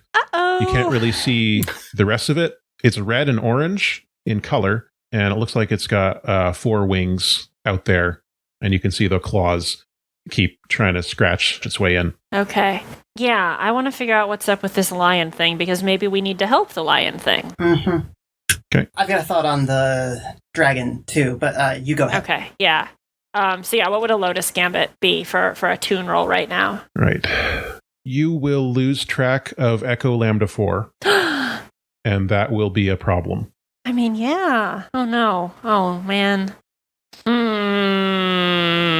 You know what? Yeah. Let's complicate this situation even more. Why not? Okay. Okay, so let me... F in the chat for Echo Lambda 4. Okay. Oh, my God. My players are going to listen to this and just feel extremely vindicated because of all the times that I've given them crap for their terrible rolls. That is a pair of 1s, dear listeners. Yep. So I beefed that about as hard as I could. Oh, all right. Man. And we're in a desperate situation. Yeah. So the worst outcome. I have a thought. It's not a fully formed thought, but I think that I just wander over towards this thing and get way too close to this lion. Yeah, okay. Get in the robot, Aster. Or Echo Lambda will have to. No. Yeah, you are much too close to the lion, and I think the lion's sweeping tail slams into you. Oh, no. And you are swept towards the dragon. Oh, no. Like you're swept out of the factory area towards where the dragon is. So let's see, how would I represent this mechanically? Is it that I'm taking harm, or is it that I'm about to fall out the hole? Well, I can't reduce your position anymore. Yeah. You're already desperate. So I'm looking at these here for a minute. I'm trying to think if there would be a clock of like, maybe I'm also like clinging to the edge now, and there's a clock for me being able to pull myself up or somebody else being able to pull me back up. Would that? Yeah, I think that's what we're going to go with. So I'm going to go with, let's see, 1 controlled and 1 risky consequence here. So the risky consequence, I'm going to start that clock for you falling out the hole. Yeah. And we'll tick it there. Okay, so that clock, that new 4-step clock, has got 1 tick in it. Okay. If that clock fills, then Aster falls out the hole. And you will also take the level 1 harm bashed from getting hit by the lion's tail. Yeah, I'm just going to take that. Okay. Can I protect? You can. Yes, you can do that. I'm just going to run in and throw myself in the way of the tail. I've been hit by big reptile tells a lot in my life. It's fine. I'm reckless, so all harm I take acts as if it was one level lower. So level 1 harm is basically nothing. Okay. I think, And but do you want to resist the clock? Because if it's not Aster falling out, then it's you instead. No offense, Aster, but I'm going to leave them hanging. Yeah, no, I'm good with that. I like that because I can see where like maybe you tackle me out of the way of the tail, but then I stumble and go out the hole. I like that. I should. She acts as like a buffer, so she gets in the way, and so the actual pain of the impact slams into him. But then you are like pinball effects. Yeah, you're still like flung forward. Off I go. The transferred kinetic energy. Goes through them and into you. And I'm just hanging out in this hole next to this dragon. Yeah, you're like clinging. I kind of want to say you're clinging on to one of the dragon's claws. On the one hand, this is terrifying. On the other hand, I'm just like, I'm touching a dragon. I've never been. Oh my God. I don't know anybody who's been this close to a dragon before. I have to memorize everything about it. Why don't I have cameras in my eyes? Why didn't my parents give me those? So I'm going to say that I brought a jump kit, and I'm going to like anchor to one of the big machines with like a guideline. And then I'd like to use like one of the grappling hooks, kind of like a hook shot from Zelda, and try to get to Aster as quickly as possible, and then use that line to pull us both back. Yes. So while you're setting up your desperate, it'll be standard effects, I want to say, on this. While you're setting that up, Aster, you did still get a glimpse from your attempt at tuning there. There is you can see like a small but intense core of transcendent radiant energy in the like very midst of the lion's chest. Okay. It's like seems to be extending tendrils of energy to the surrounding debris, but there's some core in there that has a powerful radiant signature. Okay. I feel like we should help the lion. I think that as I'm clinging onto this dragon, help the lion!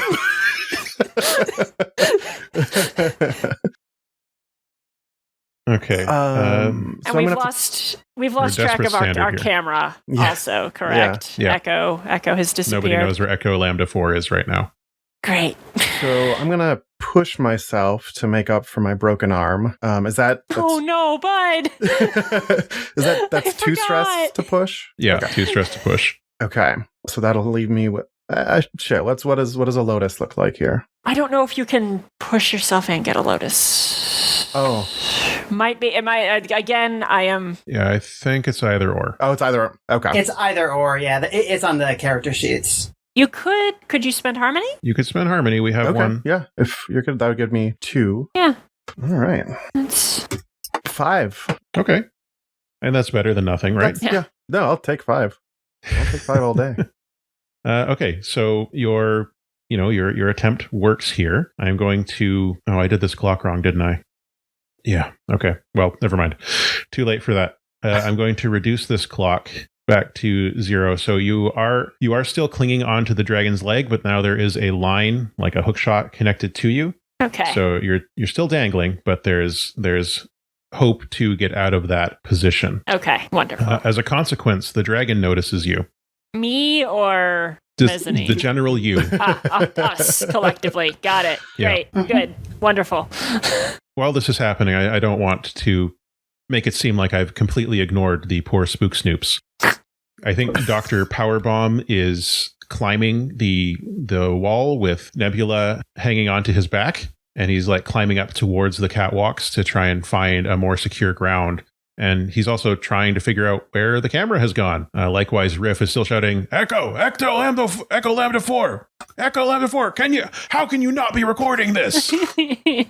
You can see Riff is holding up like well, he can't actually do that. Riff has a tablet stand on the front of the Beetle that he has put his tablet into, and it's like recording, but it's like grainy. Yeah. Doesn't have the lights. And so he's very upset by this whole situation. Okay, where was I? The dragon notices you. Okay. So the dragon's eye rotates, the one that's on the side that you are on, Aster, rotates down to see Aster and Mezzanine. And CJ, where are you at this point? So I think I probably got I took just the brunt of this big tail to the chest. So I probably thrown over a little bit. I rolled, but I'm not near the edge. So I pick myself up, dust myself off. I give the dragon a kind of, a respectful look. Yeah, all right, you got me. And I rummage around in my pockets in the folds of my layers, and I pull out a small little whistle, very bright, shiny silver, and not a whistle, a little flute, and I start playing it, and I would like to mark my wildlife charm. Okay.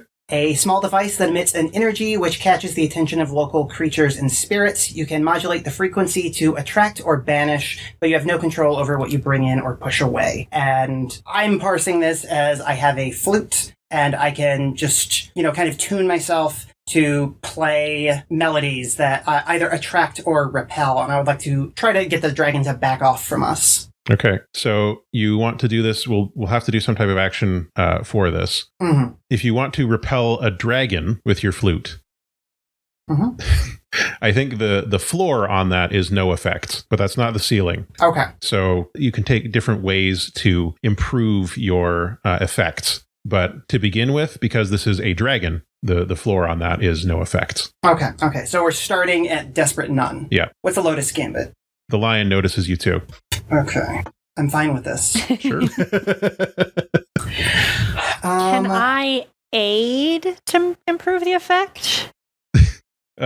If you can, yeah, sure. How? I hear, because we've worked together a little bit, so I've probably heard you do this before. So I can add my voice to the flute that you're playing. I can kind of harmonize with your flute playing, and I will try to sing this dragon away. Cool. So that will bring you up to Desperate Limited, and you're using a Lotus Gambit. Yeah. Okay. And what action are you doing here? Do you think? I think this sounds like tune. It sounds like tune to me as well, and not just because you're carrying one. Limited one bonus. Hey, that's good. What you got? Nice. Yay!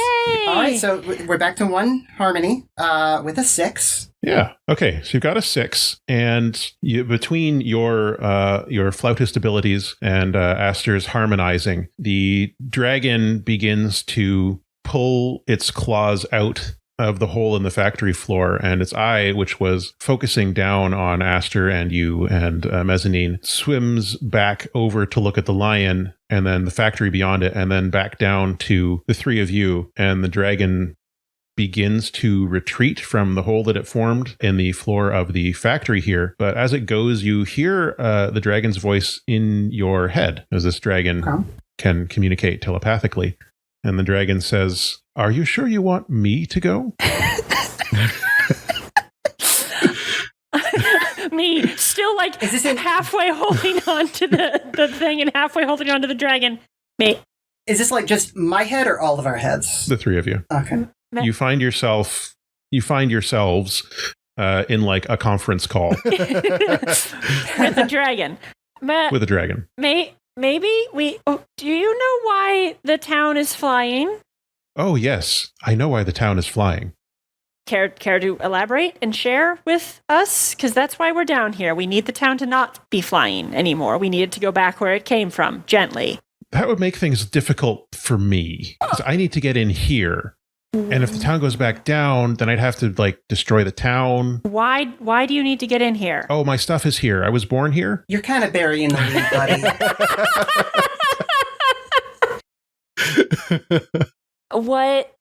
buddy. Okay, do you know what this lion thing is and why it's trying to attack you? I have no. Okay.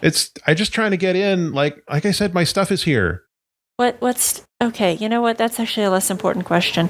Could you move your hand a little bit so I can get back in? I'm kind of about to fall to my death here. Oh, that wouldn't be good. No.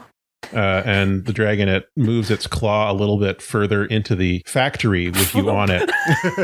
You jump off, and the lion is batting at that paw as well. And it's like, "Oh, stop it, quit it."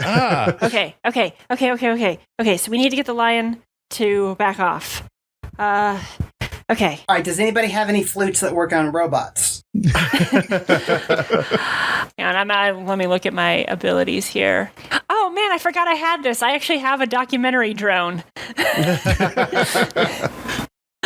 I probably deployed that when I came in here rather than my tablet. So I think that's been hovering and recording. Zero stress flashback. Don't worry about it. But I'm looking to see what stuff I have. I don't think I... do we need to get rid of the lion or maybe just stop it from hurting people? Yeah? I'd rather not get rid of it. It's something... There's a radiant core to it. Well, I have some fused resin. If I could get it under their feet, it would fuse their feet to the factory floor. They wouldn't be able to part it without a neutralizer. Okay. That would work. Does anybody have any idea how to get under the lion's foot and not get crushed? Yeah? Hi, I can do that. Do you want me to leave this call or? No. We definitely could use your help in this. I want to see if there's anything I can do. Okay, so man, I am getting real high on stress. I also have my other charm site thing is I don't know if looking through solid matter is going to help because I already know that this thing has a radiant core. Yeah. I mean, you could see the core, but you know it's there. Yeah, I don't think that would help. I'm trying to think of... Yeah, I'm just looking at all the exciting gear we have here. Yeah, that's not going to do the trick. I'm looking at the charm work tools. Minor disruption of transcendent phenomena. We need major disruption. Yeah, that seems like the best bet of trying to glue this thing down. I don't really have a good way to help with the... So what's your minor disruption ability? That's just, I have a charm, that's just part of my inventory, is I have a charm work kit that I could probably make a tune roll with if I wanted to try to disrupt the lion, but I don't. If you're thinking seriously about this, the dragon will help you. Oh, maybe we can do a joint thing? Maybe, are there still setup actions?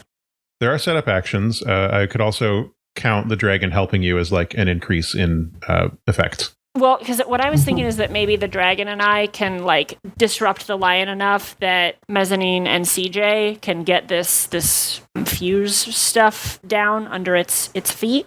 Okay. So yeah, we do a setup action. Yes, we have setup actions for sure. Yeah. So if we do a setup action to put you all in a better position. Okay.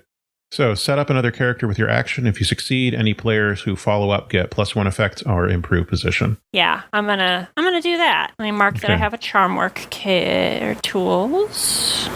The dragon's attention focuses on your charm work tools there. You can feel it sort of sharpening its attention on you, and it says, "Oh, that's cute." And listen, energy begins to surge through. You can feel it surging through your body into your charm kit there. Okay. Okay, so what is the dragon doing for me mechanically in terms of help? So it will increase your effect because as it would be you attempting to take on this giant monster would be no or limited effect. So I think this will put you at standard effect for your setup action. Okay, cool. Disrupting it. Still desperate though? Unfortunately, yes. That makes sense. Okay, well, here we go. What are the cards? 5. Hey, I'll that's take it. better than the average we've gotten. Yeah. It's not a 2. It's not a 2. Okay. Yeah, so a 5 on that then. Okay. So working together, what's your goal for this to accomplish? What do you envision it doing to the creature? Kind of like a stun effect, or dazing it, something so that it's not going to be able to move to step on my friends while they're putting stuff down. Or actually, maybe it's more of it makes it look like there's something in front of its eyes, so it kind of sits back and like a cat pawing at its face. And so then you two can just zip in and put this stuff down, so when it puts its paws back down on the ground, they'll be stuck. Okay. Is my thinking. I like that. Yeah, I think that works as intended. And I think the consequence here is that the dragon's energy running through the conduit of your body burns out some important stuff. Oh no. Fair. But oh no. Which would be a level 3 harm. Oof. The level 3 harm would be short-circuited. Oh no. Man, okay. I only have 3. You know what? It's a one-shot. What do I... Drive them like you stole them. What do I need to roll to resist that? That's a good question. I think... I have 2 dice and everything, so it's really more of a semantic question. I guess the question is... You could mark armor. Oh, yeah. Wood armor. Well, do I have room for armor? 1, 2, 3, 4, 5. Yes, I could do armor. Yeah, that would drop it down to a level 1.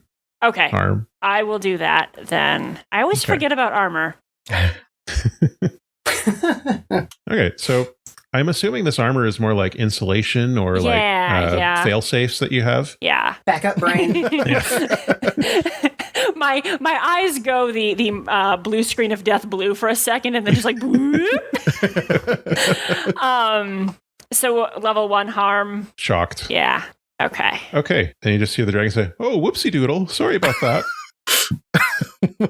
I'm good. Wow, that felt weird. The giant lion is briefly stunned. You have a window to do your action to get that stuff down there in a desperate position at standard effects. Would it still be desperate? Because I thought that the setup action was to bump them up to a better position. Is it position or effect? I think it can be either. I was hoping to get them into a better position. Okay, so the desperate position was because there were giant monsters fighting and the factory's falling apart. One of the monsters is no longer. The monsters are currently not fighting, so we can bump it to risky for that. Okay, for sure. Cool. So it'll be risky limited then. I want to hang out and talk with this dragon after this is all done. So then I'll use my hotfix ability. Spend harmony to modify, upgrade, or sabotage technology. +1 impact. Nice. Yeah. Okay. So +1 impact. So that'll bring you up to the impact improves your effect, basically. Okay. Yep. So I think that I kind of I craft the resin into like these little packets that are like would be quick and easy to deploy. Okay. Particularly like on the run, and then I guess probably do this as like a group action. Yeah. Do we want to do another group wayfare, or do you have anything else in mind? If it's just the 2 of you, it might be better if one of you assists the other. Oh, yeah. I've got 2 in wayfare, but I'm open to. This might be shape. I was to say, yeah, it seems like it could be shape for me. Yeah, that makes sense to me. You alter existing technology or craft new things from disparate parts. Mm-hmm. Disparate parts, pardon me. Okay. And then if CJ wants to help out by like maybe helping me get around because I'm little. Yeah, like I'm giving advice like, no, go that way. Or like... Eyes in the sky. I tackle a leg to throw it off balance, that kind of thing. Nice. Okay. So that'll give me 3. Ooh, all right. A 6. And a 1. All right, very good.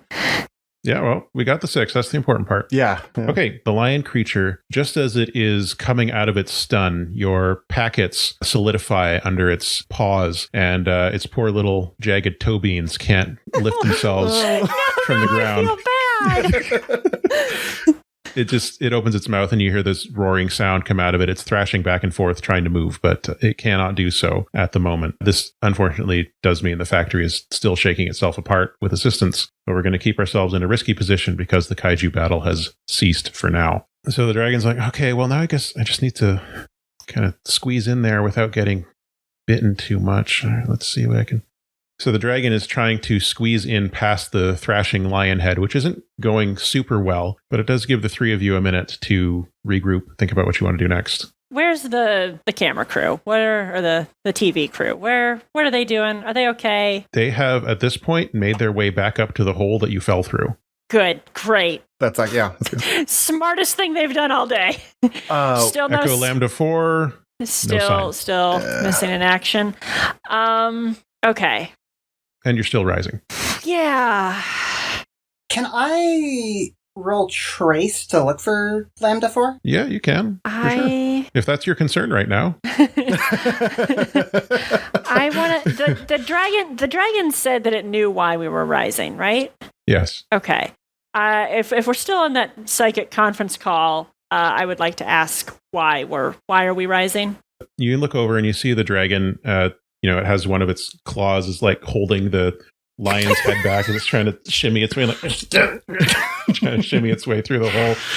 It's like, well, as far as I can tell, something has damaged the containment tanks for the levitation fluid here in the factory. Levitation fluid. Okay, can you point us in the direction of those, maybe? Well, I mean, that's where I'm going. Great. Like my stuff is here. That's my stuff. Oh, that's fantastic. So you want to take the stuff that's making us float away. Yeah. I have to float too. Okay, great. It's been a long time since my last recharge, so. Okay, great. This is great. Happy to help. If you take it away, are we going to just plummet? Yeah. Yeah, so I mean, we'd probably have to set up like a siphon or something like that. Yeah, you know what? Let's get you to those tanks. We'll see what we're dealing with. Stop that. Let's get you to those tanks. We'll see what we're dealing with, and we will figure something out. Sure. Yeah, I think what it was complaining about was it finally wiggled its way into the factory and like the lion bit its tail holding onto it. But fortunately is able to free its tail. Unfortunately, it does that by blasting a laser into the side of the lion's head. So the lion's head kind of explodes. So it's no longer holding the dragon's tail. The lion slumps down and the bits of it begin to detach one from the other. I'm going to run over and try to find the thing that was powering it. I want it. As you are digging your way through, you feel like a tingly spider sense thing, and you look up towards the hole in the floor, and there's Echo Lambda 4. What? Echo Lambda 4 is standing at the edge of the hole leading to the outside with all of their lenses focused on you. And Echo?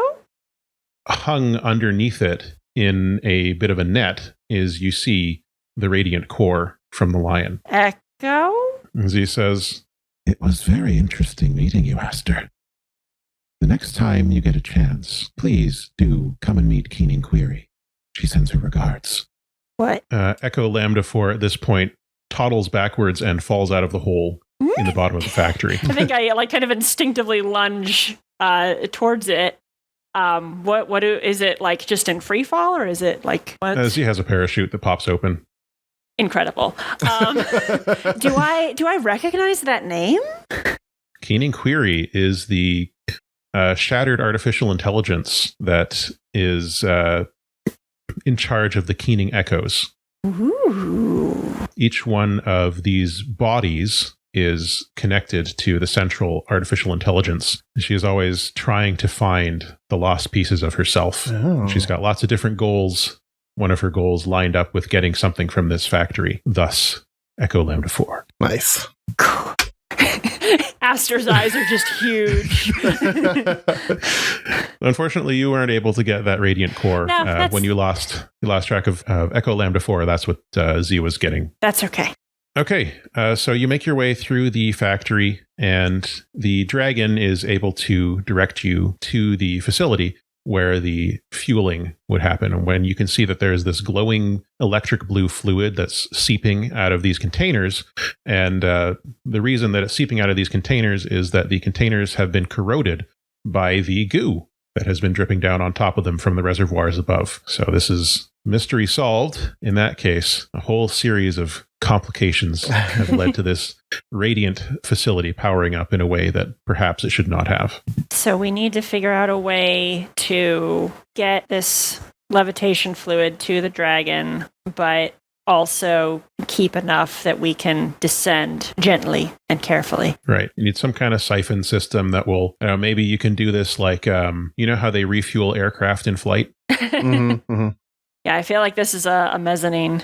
Yeah, I'd say it sounds like there's a lot of material around, like setting up some type of like system of hoses and pumps to do kind of that aerial refueling sort of thing would be something I could figure out. I think we're coming up on time, so I don't know if we really need to roll on this part because it's basically controlled. If anyone tried to start trouble, there is a dragon with you. That helps, yeah. So yeah, I mean, you're able to cobble together enough length of hose from the sort of corroding, rotted remains that are in this ancient Radiant era factory that you can set up a pump that will in specific amounts of time, pump the fuel into the dragon. And the dragon, it goes back out the hole, not before you have to open up a hatch on its like left haunch. And you see that there's like a fueling port in there.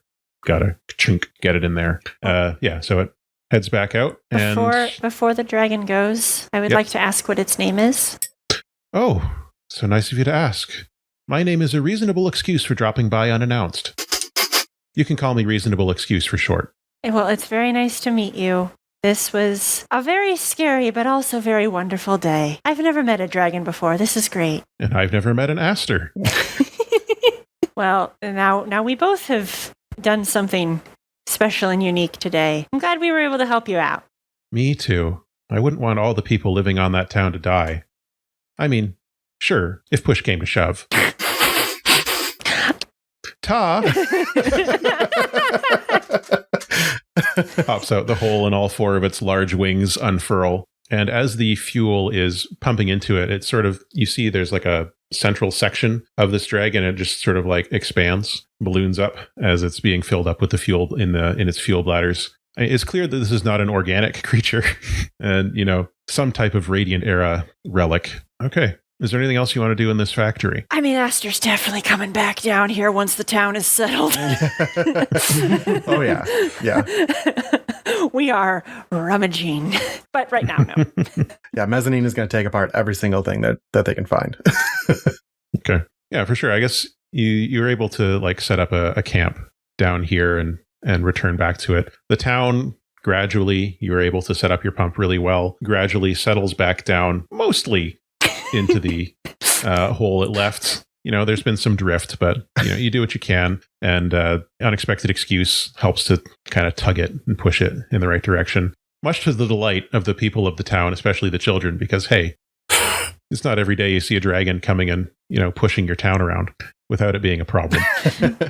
Yeah, it settles back down, back up to the surface. You can see they're doing the sign off, the ending portion of the Spook Snooze episode that will go on to become one of the most watched things in the history of television, even though people will continue to argue for years and decades to come over whether any of it actually happened, and so on. Imelda is released once the mycelial network begins to reconnect to the remains of the fungal mat, and you have accomplished your task. Woohoo! Yay! I have my documentary drone recorded a lot of it, but I never released that footage. I just take that back to the university. I'm like, guys.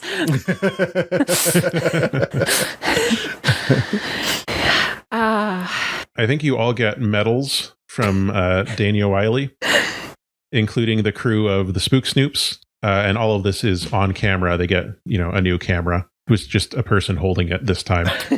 And this is clearly just set up for PR for both the town and for the show. Like the medals you saw Riff give the medals to Dania to give to you. Such a scam, but yeah, once that's done. Does Riff ask for the medals back after the filming is done? Actually, we got to take those, budgets concerns. They're rentals. Yeah. It's actually chocolate.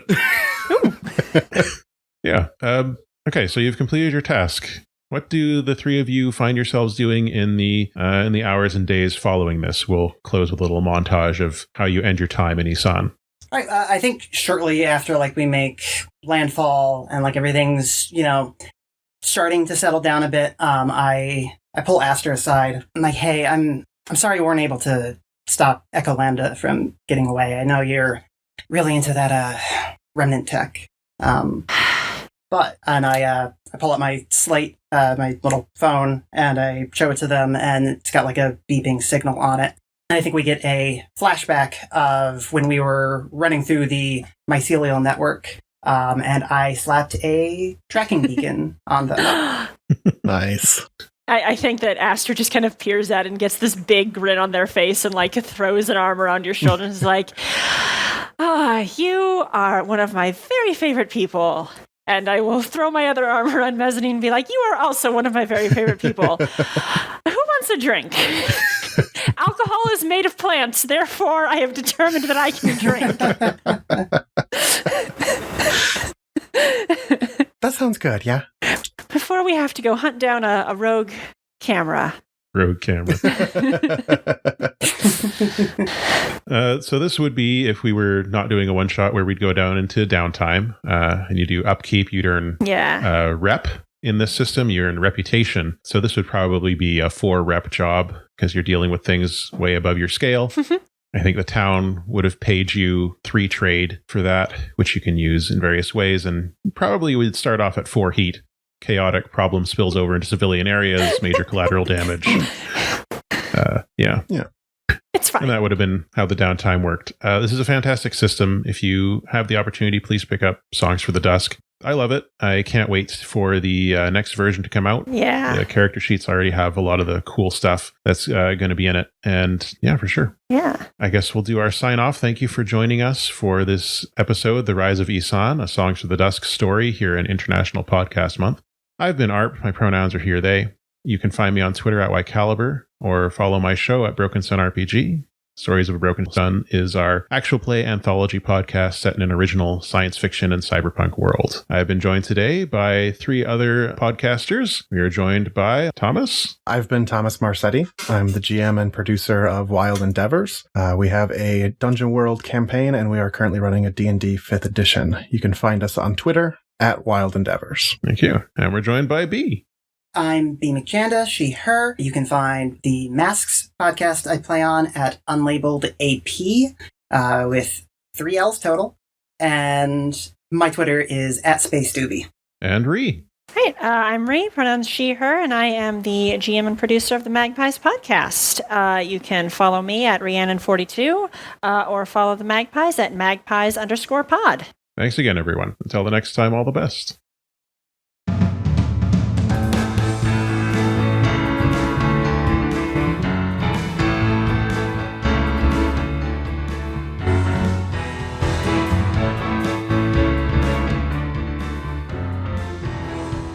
The intro and outro music for all IPM episodes is composed by Benny James. Our graphic art and logo are by Matthias Grelli. You can support International Podcast Month by sharing and talking about the event, and you can even buy our team members a coffee. Links are in the show notes.